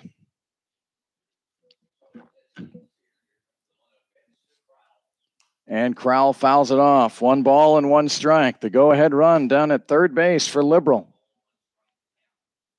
The BeeJays, we talk about El Dorado, of course, how much they need this one. If Liberal can get a win, boy, it just, again, gives them great separation on El Dorado and makes them worry a little more about Derby and Dodge City. A grounder to Little Jim. Little Jim, a little trouble, then gun loaded it, made it for some drama. And the out is recorded. No runs, no hits, 1 error, 1 left. We go to the bottom of the 8th, tied at 2.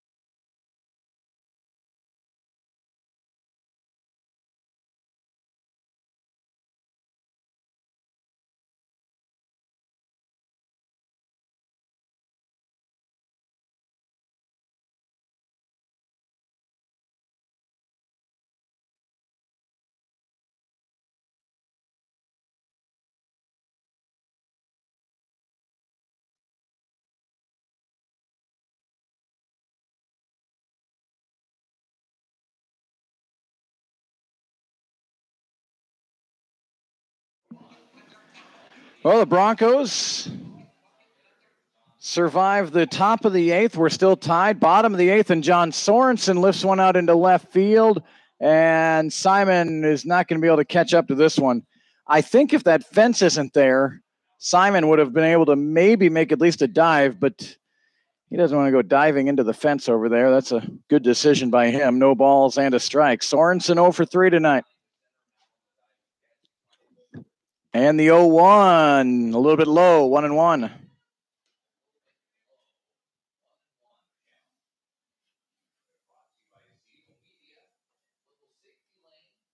And a swing and a miss, strike 2. Montgomery's baffled the Bronco hitters, and now his 3rd inning of work. Here is the 1-2 fastball outside, 2-2.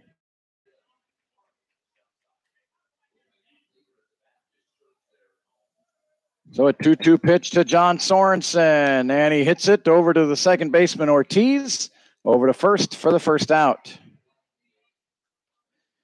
He got John reaching for that one and rolled it over. So Tanner Sheets comes up. Sheets is 1 for 3. He has 1 of the 3 hits for El Dorado tonight.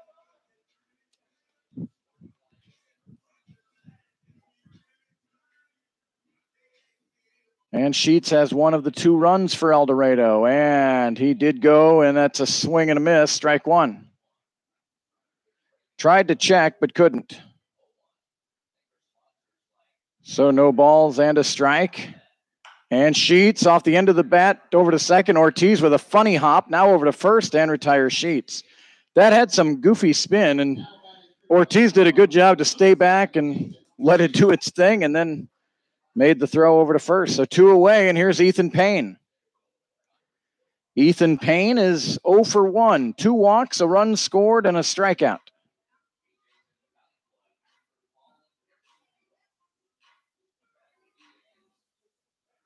Montgomery, a quick worker. First pitch, Payne hits it in the hole. Cut off over there by Crowell. Throw over to first. And Montgomery, outside of 1 walk, has retired everyone he's faced. We go to the 9th inning, tied at 2.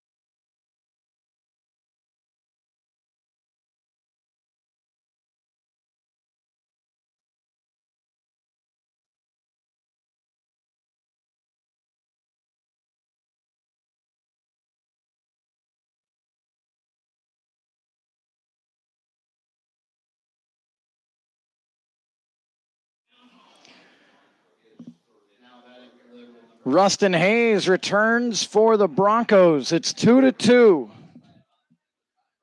And the first batter is the guy that tied the game up, Chase Hacker. Turned on looked like maybe a change or a knuckleball and deposited into left field over the wall for the tying home run. First pitch to Hacker, a ball, 1-0.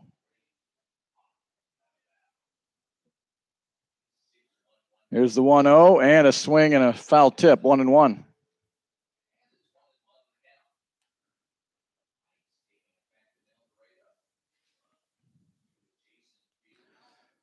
Jimmy, Angela says you're supposed to wait for next week for her birthday for sumo.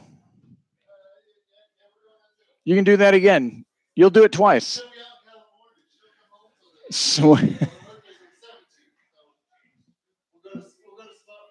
You will sacrifice. You'll go there. You'll sacrifice going twice there. 1 ball, 2 strikes. Sidearm is fouled out of play. 1 ball, 2 strikes. Oh, so important. A tie game, 9th inning to get that leadoff batter. Hacker, Paul Pearson. Here's the 1-2. And way outside, 2-2. Nice to have so many of you watching tonight. Hope you're enjoying our broadcast from McDonald Stadium. We'll have it again tomorrow night. 2 balls and 2 strikes. And the right-handed batting Hacker. And it looked like he went. And they appeal and say no swing. Oh, boy. It looked like that bat went right across the plate. I do. Don't remind me. Last time we had a check swing go against El Dorado, it left the yard. And this one won't hurt. A swing and a miss there for strike 3. So 1 away, a big first out for Rustin Hayes and El Dorado, and that'll bring up Dylan Paul. Dylan with that grand slam last night. He has hit the ball hard twice, but each time at Brady Sargent over at first base. He's 0 for 2 with a walk. He's long and lanky. He has a nice free and easy swing. Dylan Paul is fun to watch. Swing and a miss. Good big cut there, I should say, and he missed it. Dylan from Allen, Texas. He's undecided on his school. Stands 6-6. Swing and a miss. Strike two. 1 ball, 2 strikes. Both bullpens are quiet. Montgomery has been solid outside of the home run. Rustin Hayes has been solid. The starters, Zeller was a little bit wild, but didn't give up much. And that one dove inside, 2-2. Good pitcher's game here tonight. 2 balls, 2 strikes, and the pitch from Hayes. And that one's fisted. Tanner Sheets has the catch for El Dorado. Got him right on the handle. So 2 away, and here comes R.J. Pearson. Pearson with a successful sacrifice way back in the 3rd inning. He has struck out and grounded out. On the season, Pearson, not a ton of at-bats, a 125 hitter coming into play. Came in late. That makes sense.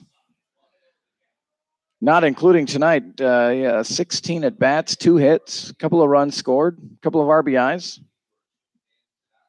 1 ball and no strikes to Pearson. And that one inside, 2-0.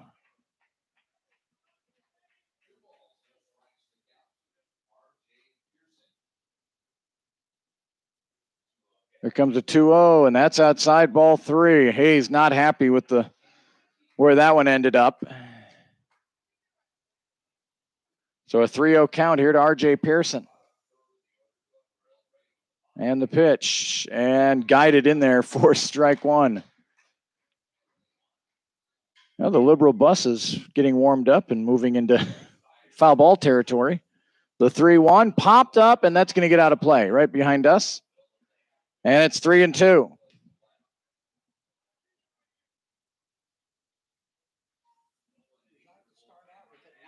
Yeah. If there's a 10th inning, the Broncos would love to, with no offense to Ortiz, but you'd like to get him at the bottom of the order. And a foul tip just did get a piece of that one, and Payne unable to squeeze it. So we'll do another 3-2 pitch. This weekend, another set of home games. The Oklahoma City Indians are here. Broncos took 2 out of 3 from Oklahoma City.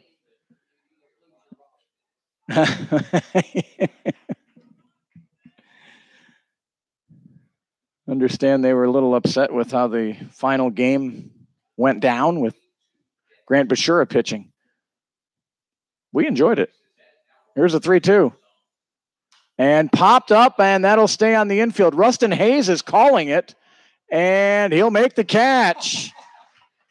And the Broncos will have a chance to win as we go to the 9th inning, the bottom of the 9th inning. It's a Liberal 2 and El Dorado 2.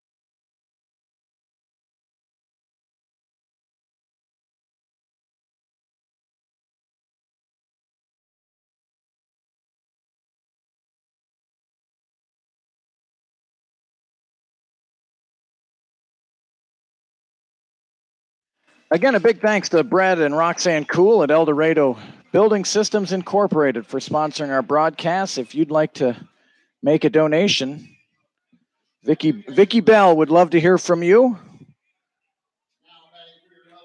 As much as we like to bring them to you, they're not free. So if you're interested, contact Vicky Bell. Bottom of the 9th inning, 7-8-9 due up for El Dorado. Brady Sargent, Pete Caravala, Connor Allen. All 3 have the ability to leave the yard with 1 swing. A new catcher out there for Liberal. That's Braxton Fulford. And Sargent hits it towards third. It's gloved over there by Crowell, and he throws a strike. Sargent with a late dive into first, and that's the first out. So Pete Caravala comes up. Caravala, 2 homers Friday, a homer last night. He's 0 for 2 with a walk here tonight. Montgomery has been lights out for Liberal as they send a man down to the bullpen now. Montgomery might be at his limit after this inning if we go to extras. No balls and a strike. And Carvalho looks at another one, 0-2. Montgomery placing him beautifully. He's not putting him center cut. They're on the outer third. So an 0-2 pitch coming. And Carvalho waited on that one, but still pulled it foul. So no balls and 2 strikes.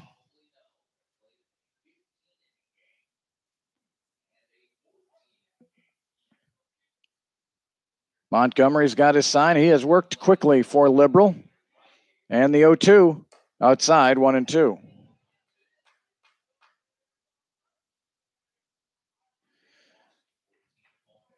Here comes a 1-2, and that's in the turf, 2-2.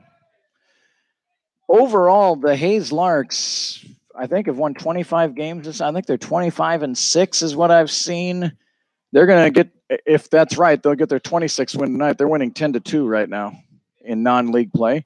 Another one out of the zone. Carvalho's worked it full. 3 balls and 2 strikes.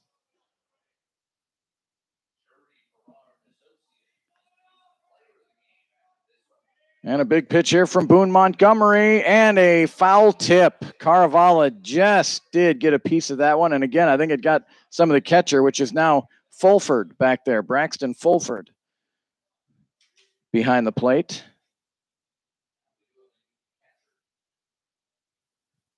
So Fulford getting a few moments. That foul ball, I think, got him on the leg.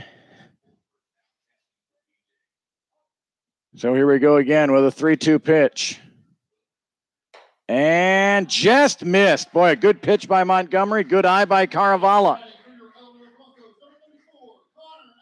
So here comes Connor Allen. Second walk issued by Montgomery, and that's it. The Broncos have not had a base hit since Jarrett Coyne's single in the 5th. Carvalho, 2 for 2 on steals this summer.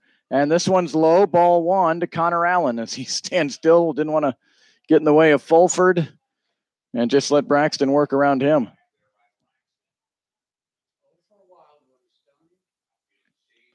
One ball, no strikes, and fouled off. Boy, Montgomery was 0-2 on Carvalho and then lost him and then fell behind 1-0 to Allen, but that one fouled off. 1 ball and 1 strike. Connor Allen 0 for 3 tonight. And the 1-1, and Allen checked his swing, and it's 2-1. Connor Allen, 236 coming in. He's got 5 doubles and 4 homers. Defense playing straight away. Here's the 2-1. And that's high and away. 3-1 to Connor Allen. Caleb Littlejim waiting on deck for the Broncos. 3 balls, 1 strike. And the pitch. And Allen with a weak pop, and that'll be caught by Dylan Paul. Yep. And that's a second out. Well, got a good pitch to hit, but missed it. And so 2 away, and here comes Littlejim. 2-2, bottom of the 9th, 2 outs, runner at first. The winning run is Pete Caravala. And Littlejim looks at ball 1. Caleb tonight 0 for 3 with a walk. And Jack Crowell hugging the third base line even more now. The Ortiz, the second baseman, said, we need you on the line. And Littlejim fouls it off, 1-1.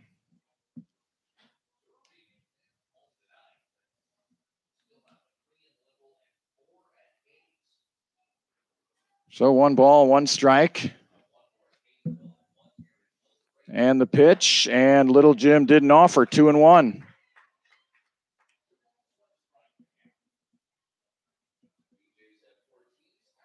Pete Caravala playing it safe over at first. Not a huge lead over there. And that pitch low, 3-1.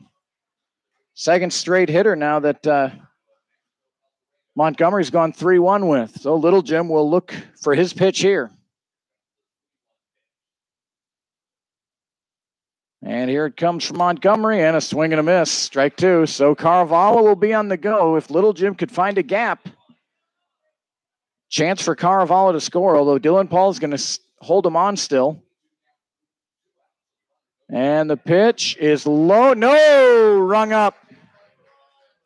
So we will go to extra innings. No runs, no hits, no errors, and one left. 10th inning baseball coming up. We're tied at 2 here in El Dorado.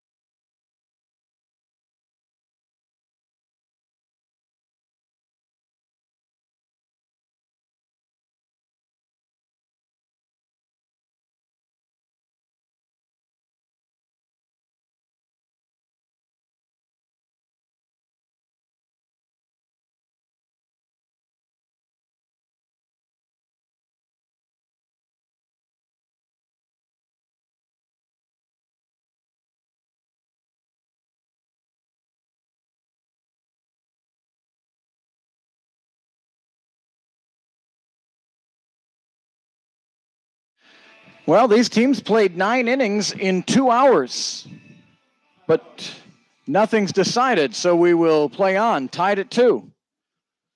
9-1-2 due up for the BeeJays. Channy Ortiz will lead it off. He's 1 for 3 tonight. He's 1 for 1 against Rustin Hayes, who returns for his 4th inning of work. And the first pitch in there for a strike. Ortiz had squared, pulled it back, and watched it sail over the plate for a strike. Here comes the 0-1, and that one's low, 1-1.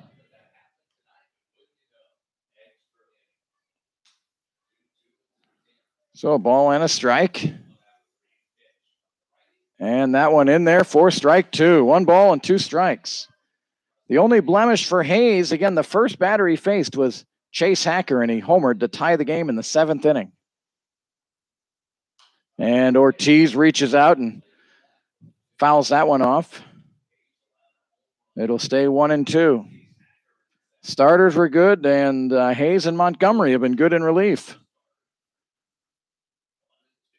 1 ball, 2 strikes, the pitch, and just foul tipped. And Ortiz will live to see another pitch.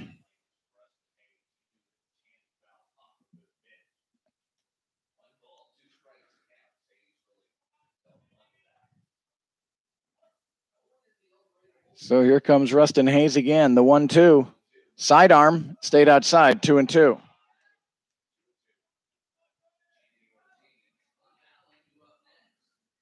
Two balls, 2 strikes. And the wind and the pitch from Hayes, and fouled straight back on the knuckler. 2-2 it remains. Hayes 18-5, Liberal 14-10. 4.5 back. Dodge 12-10. Derby 13-11. Both teams 5.5 back. El Dorado 13-13, 6.5 back.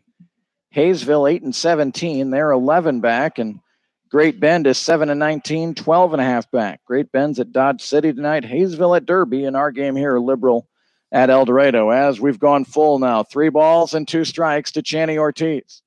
And the pitch. And that one's hit into shallow left center field, a base hit.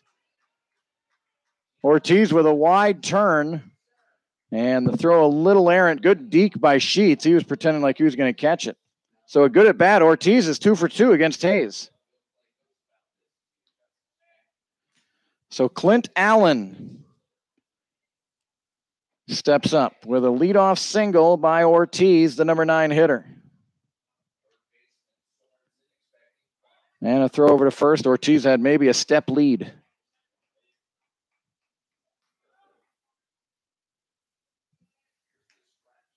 Hayes fires back over to first, right on the back foot, but the front foot was already in.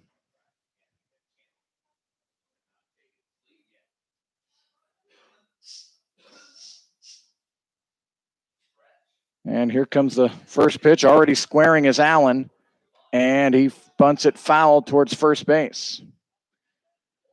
Seems like so many times we've had runners at for whoever it might be, runners at first and second, and the bunter wants to bunt it towards third. But here,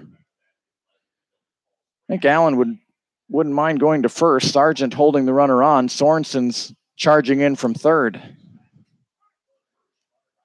No balls and a strike to Clint Allen. He's 0 for 3 tonight. He was hit by a pitch back in the third inning.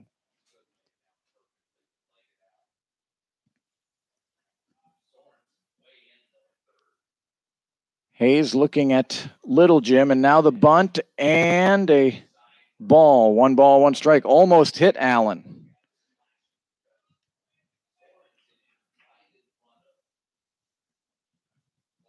So 1 ball, 1 strike.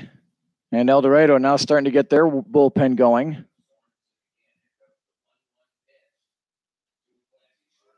Here's the pitch from Hayes, and that's bunted foul. So it's 1-2. And with Hayes, you're getting, the knuckle is not an easy pitch to bunt.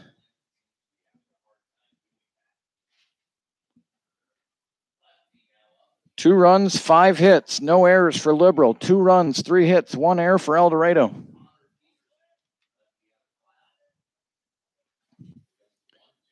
Ortiz inching off of first base. And the pitch. And that one's bounced up the middle. Sheets has it, touches second for 1, over to first. Double play! Sheets unassisted to second, strong strike to first. So they couldn't get the bunt down, and then the double play. And El Dorado, boy, did they need that.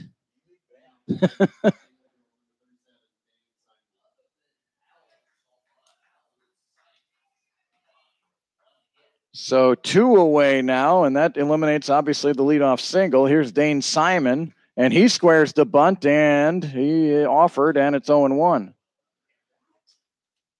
Simon is 0 for 3 tonight. He scored a run. Remember, he was hit by a pitch, stole second with 2 outs, and then Johnson singled him in. Behind on that pitch, 0-2.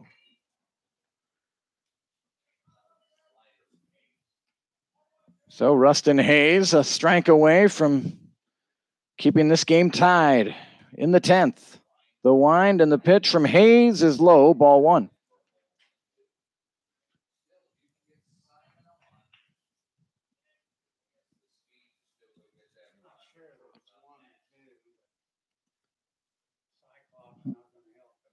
Here comes a 1-2, and a swing and a miss, strike 3.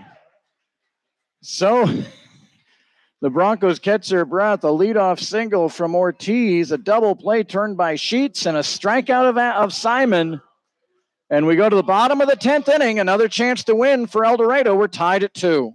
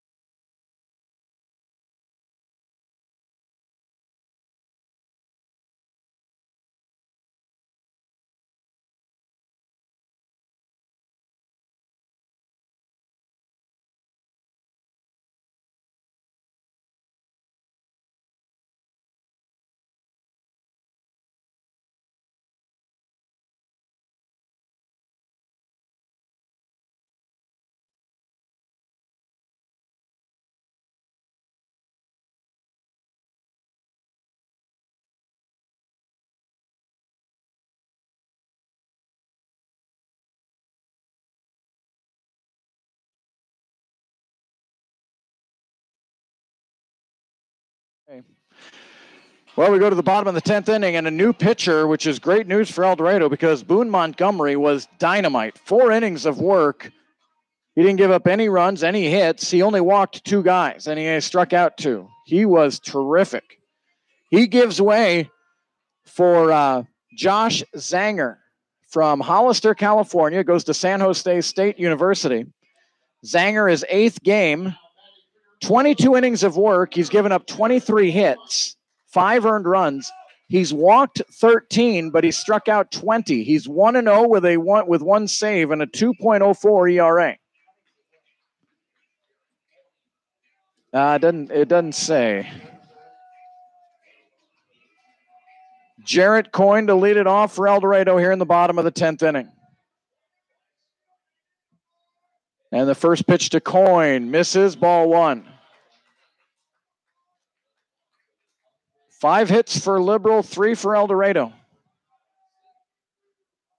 Here comes the 1-0. And Coyne pops it up. Heading out towards right field. Burton calls it, and Burton makes the catch. And Maddox Solomon will come up. He's 0 for 4 tonight.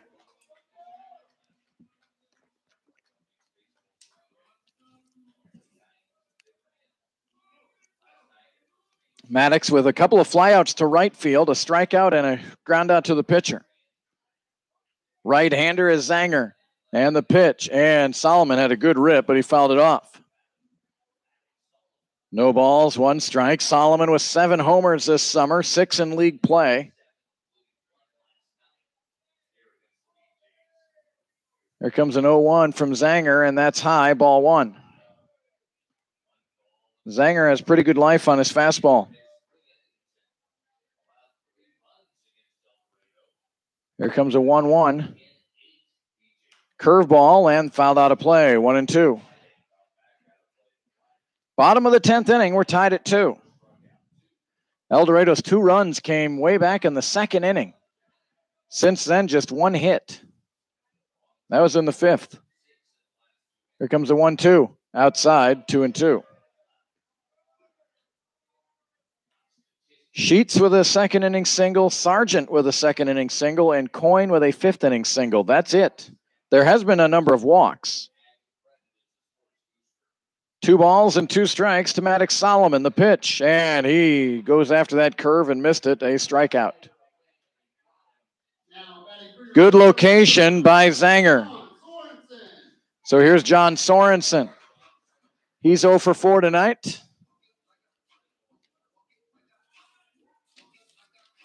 Sorensen from Fort Collins, Colorado, goes to Kansas State University, a 284 hitter coming in tonight. And he has hit 2 over the fence. And broken bat off the glove of Zanger. Ortiz slips, gathers over to first. What a play. So a very quick 10th inning. And we'll go to the 11th inning, tied at 2.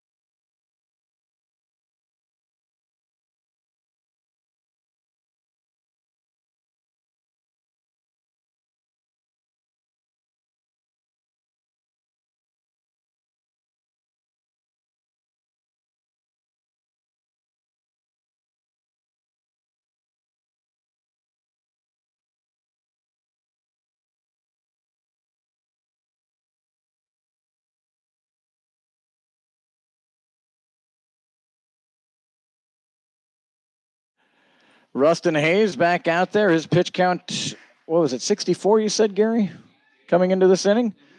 And he starts off Burton with a strike, and now one hit hard out in right field. Jared Coyne coming in and made the catch in right. So Jared Coyne, well, that ball was hit well by Burton, but right at Coyne, who did have to come up and make a catch. He kind of caught it right around his waist. And here's Peyton Johnson, who has been a real thorn in our side. 2 for 4 tonight. His last at bat, he smoked one out to right, but right at Coyne.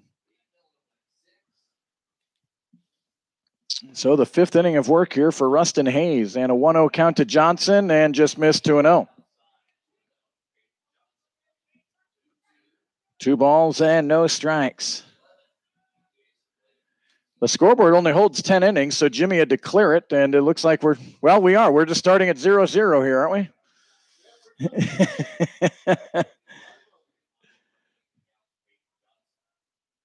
Here comes the pitch from Hayes to Johnson, and that one is low, 3-1.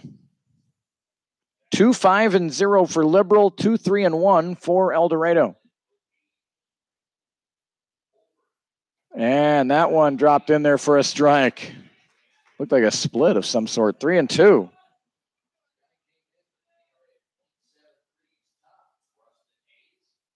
So a 3-2 pitch, one away to a good hitter in Peyton Johnson. And here comes the 3-2 from Hayes, and hit towards Sargent at first. He's got it. We'll trot over to first and make the out. 2 away, and here comes Jack Crowell. Crowell is 0 for 4 tonight, and each time he has hit it to Little Jim. 1 pop and 3 grounders.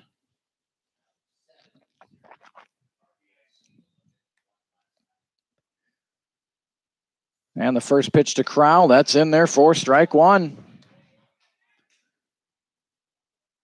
I think it's Connor Peterson in the bullpen for El Dorado. Here's an 0-1, and that's fouled off, and Hayes is ahead, 0-2. Said it many times, this is a game El Dorado desperately needs. They can get back to within a game of the BeeJays in the standings. Here comes an 0-2. And just missed. Rustin bounces on the mound, thought he might have had strike 3. Instead, 1-2.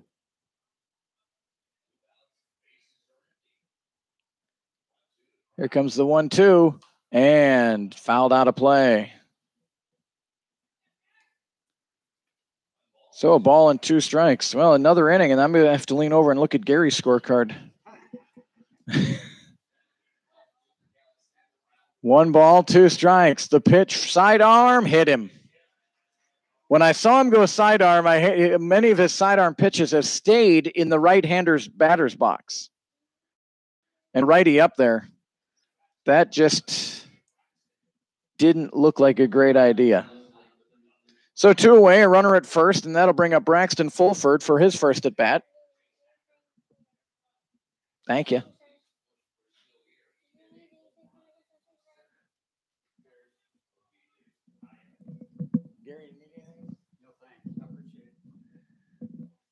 So the first pitch to Fulford. Man, that one dropped in there for strike 1. It's the first hit batter for Hayes. He's given up 1, 2, 3 hits. A homer in the 7th. He walked Burton in the 8th. Gave up a single to Ortiz in the 10th. And hit Crowell here in the 11th. That pitch in there for strike 2. Fulford last night was 1 for 4 with a double. And again, Hayes gets out in front, 0-2. No balls, 2 strikes. And Hayes puts the ball in the glove, drops his hands, and the pitch. Sidearm again, and lifted out into right field, not deep. Jarrett Coyne coming in. Jarrett Coyne makes the catch. He dropped it. He dropped it on the line, throws it home. And the runners are at first and third. An error on Jarrett Coyne.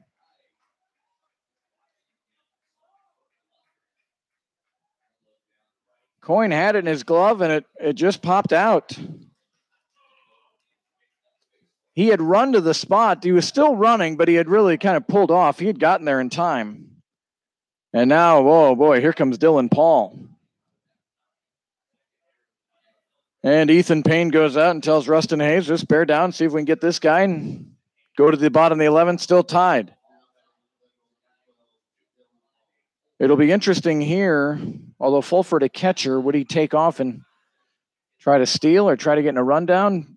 Dylan Paul's hit it hard. Brady Sargent, though, is now having to cover first base, and Paul has gone that way every time. The pitch from Hayes is outside of the zone, 1-0. Well, he was 0-2 on Crowell and hit him. He was 0-2 on Fulford and a drop fly ball. Throw over to first, and well, you got to be careful there because you got a runner at third. Any errant throw will be a free run for Liberal. Dylan Paul tonight, a walk, and then 3 outs on the right side. And Paul fouls this one off, got him on the hands there, and he fought it off. 1 ball and 1 strike. Paul had the grand slam here last night in the 6th inning. After a walk, a hit batter, and a bunt single, he came in and deposited one. Again, over to first. I'm with you, Gary. Gary's, we're both like, we don't really need throws over to first right now. And you can't really throw it aggressively. Fulford doesn't have a huge lead. Here's the pitch from Hayes, and a swing and a miss, strike 2. And you don't want to say Fulford's run doesn't matter, but at this point it really doesn't. It's the runner at third and the batter. 1 ball and 2 strikes again, and a throw over to first.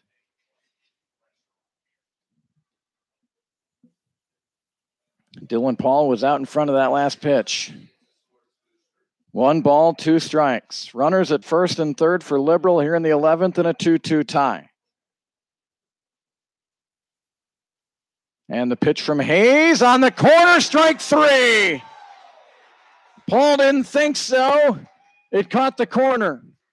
And the error doesn't come back to bite the Broncos. I was just about, Gary, I was having bad memories from Hayes. It was the top of the 11th and a 3-run homer. Paul certainly capable. I had flashbacks, but Rustin Hayes wiped them all out. We go to the bottom of the 11th inning. We're still tied at 2.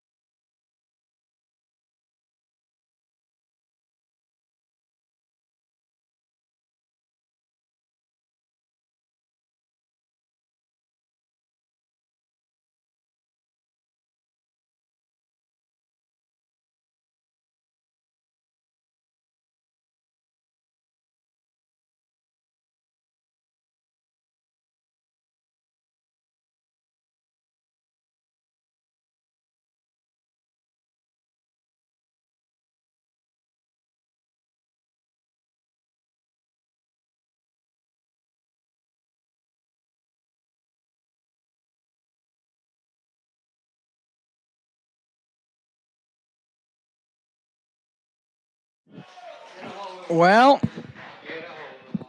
I think Gary and I have the same. You just feel like the Broncos have been a little snake bit this year in these close games. And again, here you are at home, another chance to walk it off. Tanner Sheets will lead it off. Sheets, Payne, and Sargent. Sheets is 1 for 4 tonight. And the first pitch from Zanger. Curveball stayed inside, 1-0. The relief pitching for Liberal has been absolutely on point. In fact, the relievers haven't given up a hit, have they, Gary?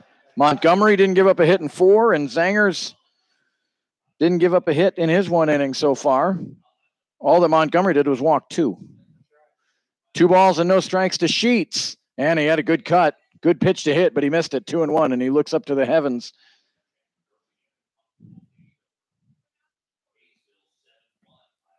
So 2 balls and a strike.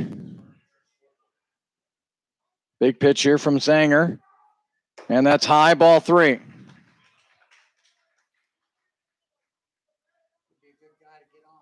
Sheets is by far the best base runner for El Dorado.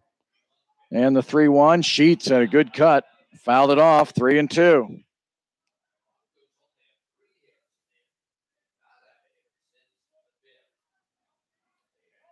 So 3 balls, 2 strikes.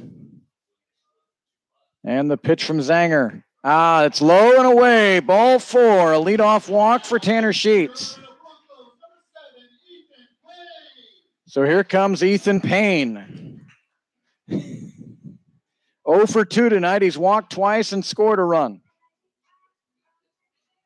Last night, Liberal gifted El Dorado 3 walks in the 9th. But El Dorado could not make him pay. Normally, seems like leadoff walks always come back to bite you. 70% or so. Last night, Liberal survived that fate. Here's a leadoff walk in the 11th. Here's Ethan Payne. Third baseman Crowell already creeping in. Zanger with a look at first. Sheets, a good base stealer. Payne already squared around, pulls it back, throw back to first. And Sheets just did get back in. Dylan Paul, you see so many of the major leaguers nowadays, when they think they may have had the out, they tell the manager, look at the replay. Well, we don't have replay, though. Dylan Paul thought he had him. Sheets got off and then kind of got stuck in the mud trying to get back to first. And I think Tanner and Dylan having a pleasant word over there at first, too. No balls and a strike. Ethan Payne already squared around again. And the pitch is laid down. Zanger fields it. He's directed to throw to first and does. So there's a sacrifice for El Dorado.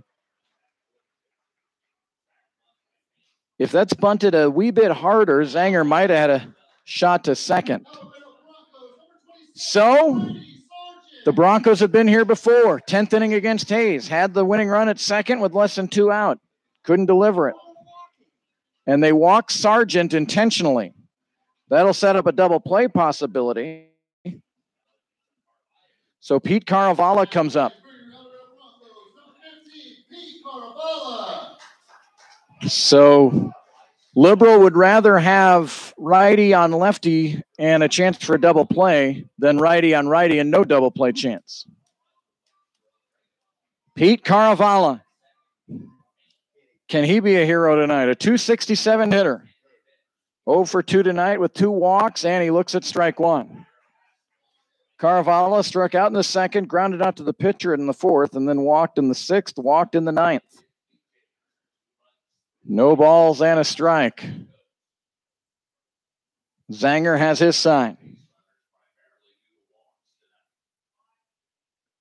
And the pitch is low. Nice stop by Fulford. 1-1.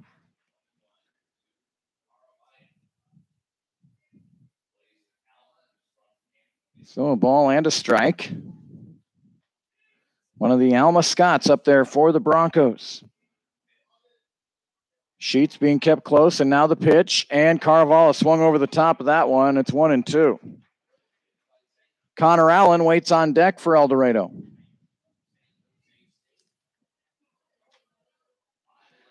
Last night, it was the same situation. Caravala and Allen with a chance to win it. The 1-2. Carr and Tanner Sheets occupying the mind of Zanger. He'll step off.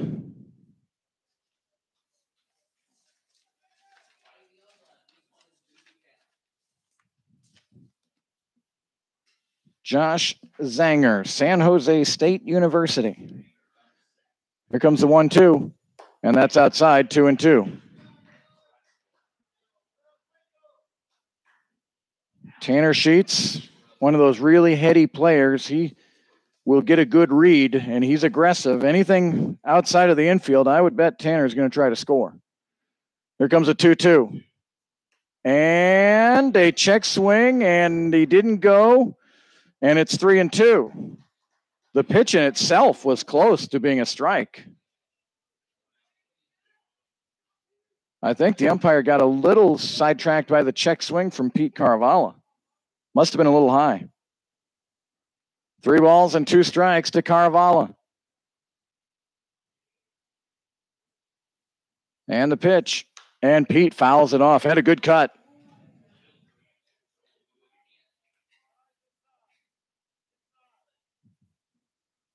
Umpire telling the players on the Broncos side to stay inside the dugout.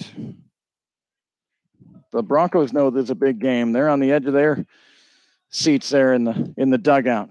3 balls and 2 strikes. And the pitch. Caravala hits it out into center field, and that is tracked by Allen and caught. Sheets tag. So does Sargent. And boy, Pete Caravala just missed. He just missed, folks. Great catch on the run. Again, that great speed, Gary. That was Clint Allen plays a shallow center field, and he had to go a long way, and he made an over-the-shoulder catch near the track or on the track. Hard to tell from here. That moves the runners to second and third. So now a wild pitch. A base hit for Allen. Connor was in the same spot last night. As fate would have it, here he's got a chance to do it again. First pitch to Allen in the turf. How about that stop by Fulford? With the game on the line, he smothered it. 1 ball and no strikes.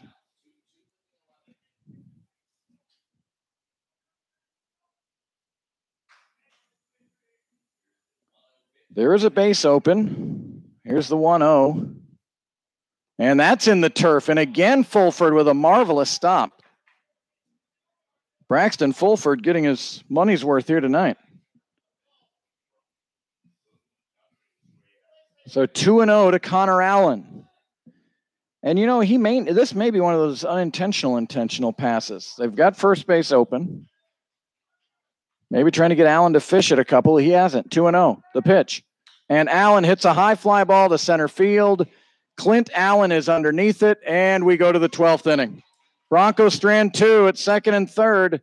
No runs, no hits, no errors, 2 left. We go to the 12th, tied at 2.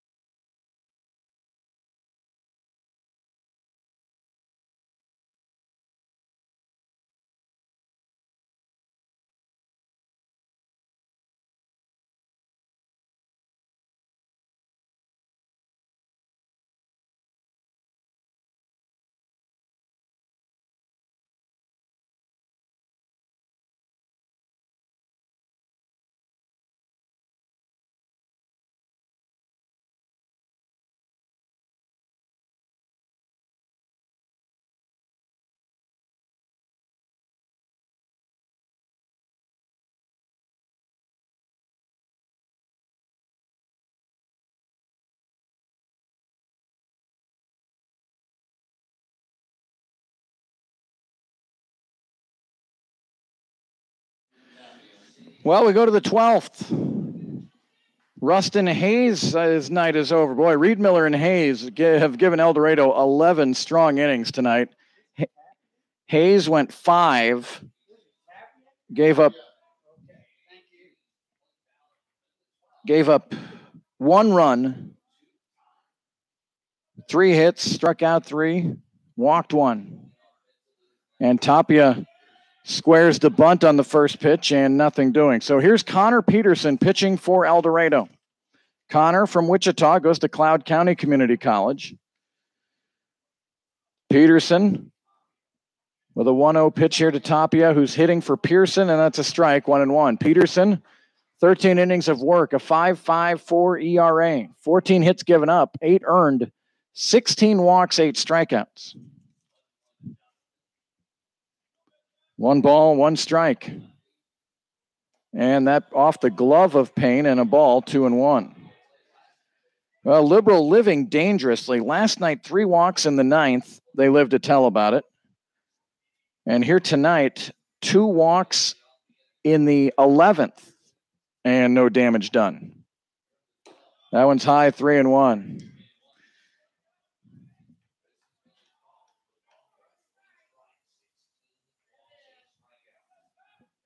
So a 3-1 pitch. Peterson doesn't want the speedy Tapia out there. And that pitch high, ball 4.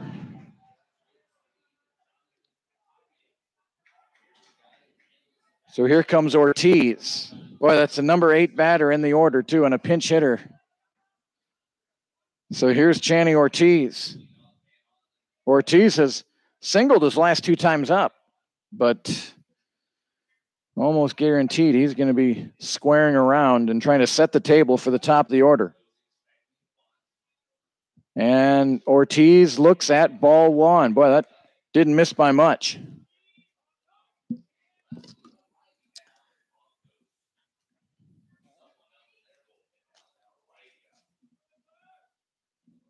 The 1-0. And boy, he pulled the bunt back, swung and missed. 1 ball and 1 strike.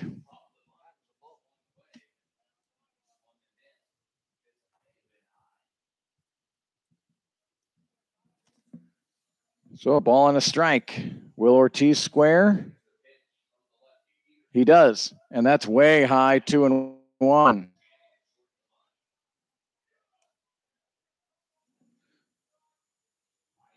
Relief pitching last night, pretty good for El Dorado. Matt Bose gave up a couple of runs. Ben Smith had a perfect inning. So did Michael Cheney. Rustin Hayes was good for 5 tonight in relief. And the pitch, and Ortiz lays down a beauty. Peterson fields it, throws to first and gets him. Now a quick throw back to second, and almost drifting too far was Tapia. If Sargent throws that a hair quicker, they might have got him. Tapia had a real idea of going first to third there. But a successful sacrifice. And now the top of the order. Clint Allen hit into a double play his last time. That was a ball hit to Tanner Sheets, who touched second and threw over to first. Allen is 0 for 4 tonight, was hit by a pitch. And he'll step out. Lefty on righty here.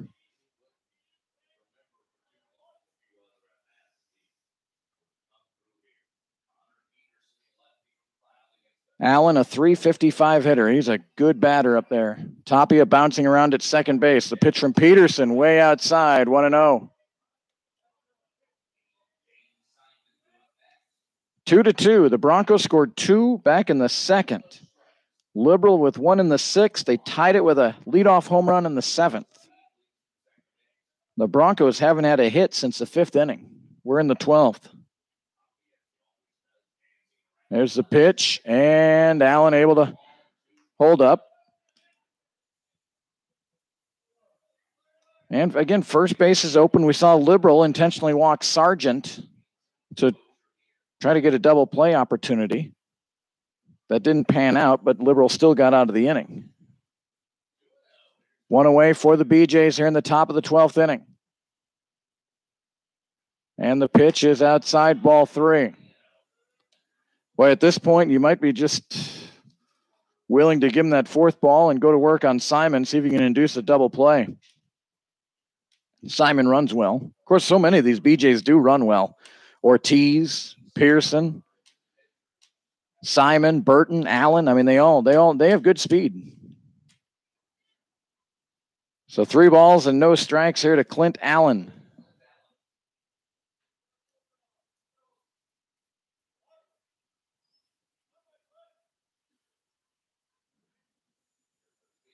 And a 3-0 with Tapia dancing around at second, and that pitch in there for a strike, 3-1.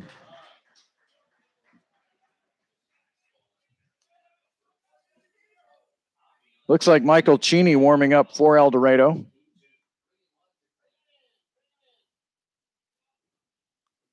Here comes a 3-1 from Connor Peterson. And that's outside, ball 4. So Allen will walk. Runners at first and second, and now a very big at bat coming up here. Clint Allen walks down to first. Dane Simon stepping up to the plate. Simon struck out each of his last 2 times at the plate. He's 0 for 4. And now we'll get a mound visit here. And I think Peterson's going to leave this game. Looks like Cheney coming in. We'll tell you about him in a moment. 2-2, Liberal threatening here in the 12th.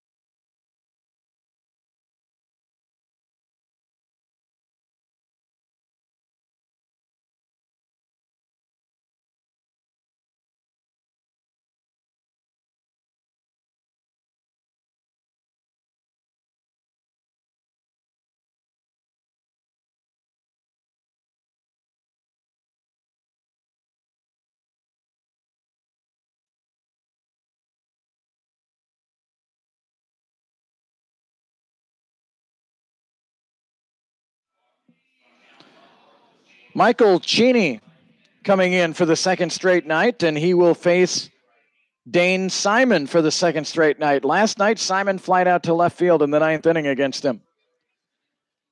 Cheney with a 10.9 ERA, 12 plus innings of work, and control for him, along with Connor Peterson, has been an issue. 20 walks, 11 strikeouts. Teams are only hitting .226 against Cheney.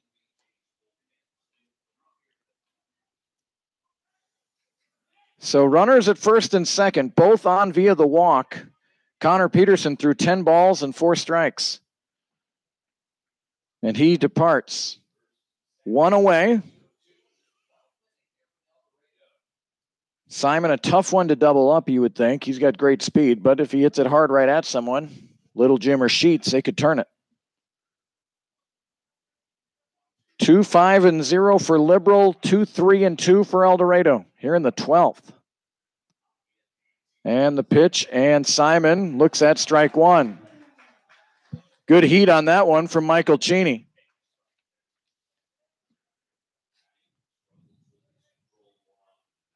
Cheney from Plano, Texas, goes to Arkansas Monticello.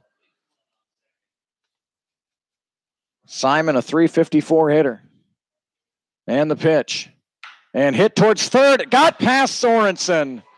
And that will score Tapia. And there could be a play at third. And Sorensen dropped the ball.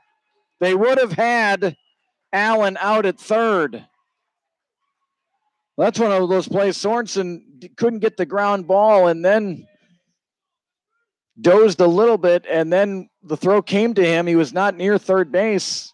He was in the cutoff position. And he didn't catch that. And Liberal able to take the 3-2 lead. And Simon does get out to second on the throw. Well. Leadoff walks haven't hurt Liberal, but a leadoff walk here in the 12th hurts El Dorado.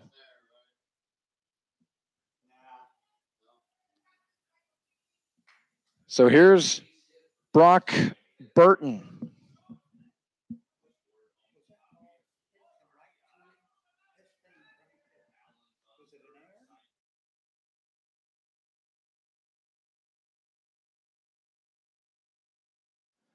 First pitch is a ball. Normally, I'd say, maybe walk Burton, load him up, and see if we can get a double play, but Peyton Johnson's waiting on deck. So the infield comes in. Liberal leads 3-2. And the 1-0.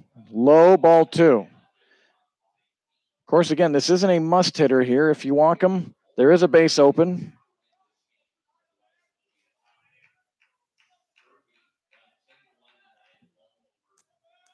Two balls and no strikes to Burton. Burton is 0 for 4 tonight with a walk. And Liberal now with 6 hits. The pitch. That's high over the head of the catcher, but Allen will go back because it came off hard off the backstop. Dane Simon was more than 3/4 of the way to third, but then he, in a blink of an eye, sprinted back to second. So 3-0 to Burton. No one else warming up, so this is all Michael Cheney here.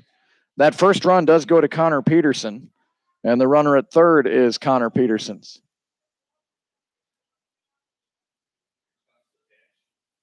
And a 3-0, and that's high ball 4. 3 walks and a single here in the inning. And a very good hitter in Peyton Johnson. So Tanner Sheets and Caleb Littlegym will play double play depth.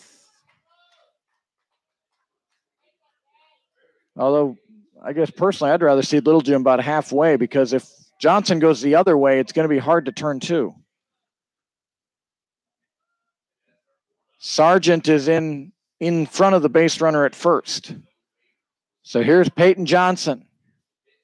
And the pitch is lifted out into left field.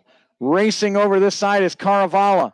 He has got the catch, but no chance to throw out the speedy Allen. It's a sacrifice fly.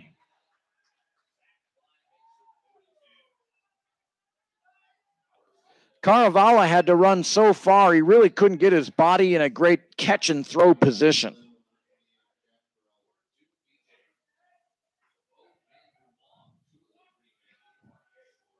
So Peterson, you can close the book on him with 2 walks, 2 runs given up. And here's Jack Crowell, a 4-2 Liberal lead here in the 12th. And an easy steal. Second and third are the runners. Simon, no problem getting to third there. He was sliding in as Payne was catching the ball. So here's Jack Crowell.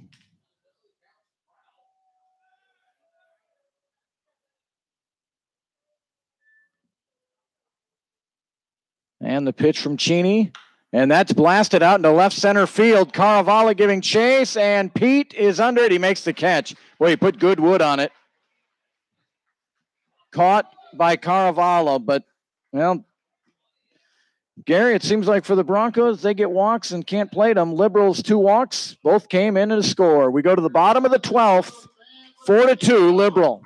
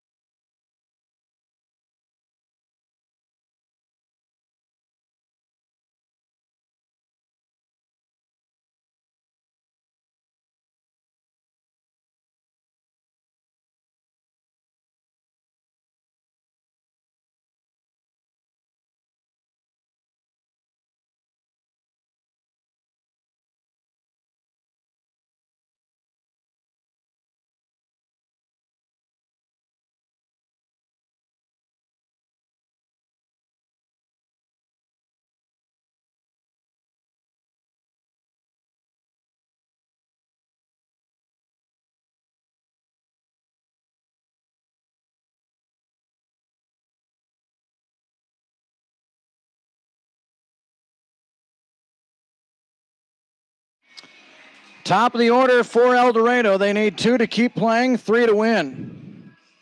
Caleb Littlejim will lead it off. Caleb is 0 for 4 tonight with a walk. And again, the Broncos haven't had a hit since the 5th. Then they've only had 3 singles tonight.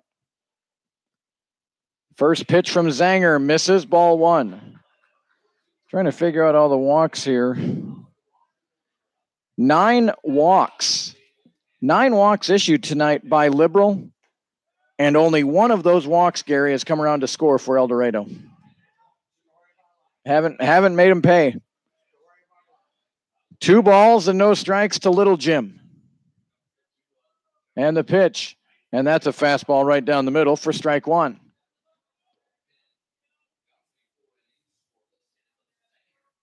Two balls, 1 strike. And that pitch out of the zone, 3-1.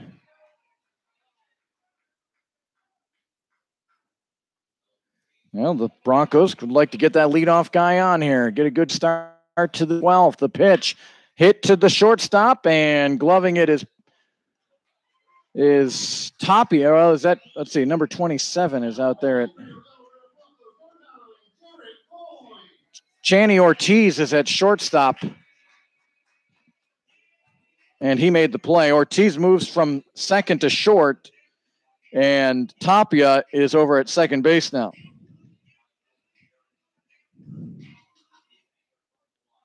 So 1 away, and here's Jarrett Coyne. Curveball just missed. It's 1-0.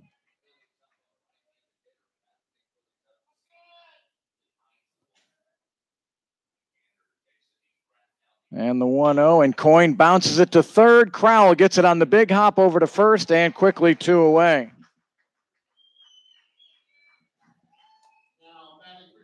Oh, boy. You get the feeling, Gary, this is going to be another stinger here. 11-inning loss to Hayes. Looking at a 12-inning loss here to Liberal. A 1-run loss last night. Heartbreak for El Dorado Bronco fans. But there's still life. Maddox Solomon is up there. And a swing and a miss, strike 1. So no balls and a strike. Reed Miller and Rustin Hayes were really good tonight for 11 innings for El Dorado. Ran into trouble here in the 12th. Here's the 0-1. Curveball. Missed, 1-1.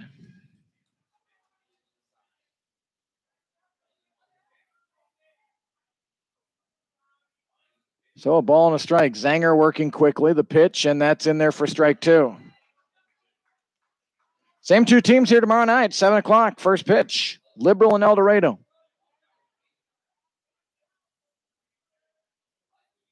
Liberals a strike away from a big win. And Solomon spoils it, fouls it off. El Dorado is 0-4 so far this year against the BeeJays. All close, winnable games.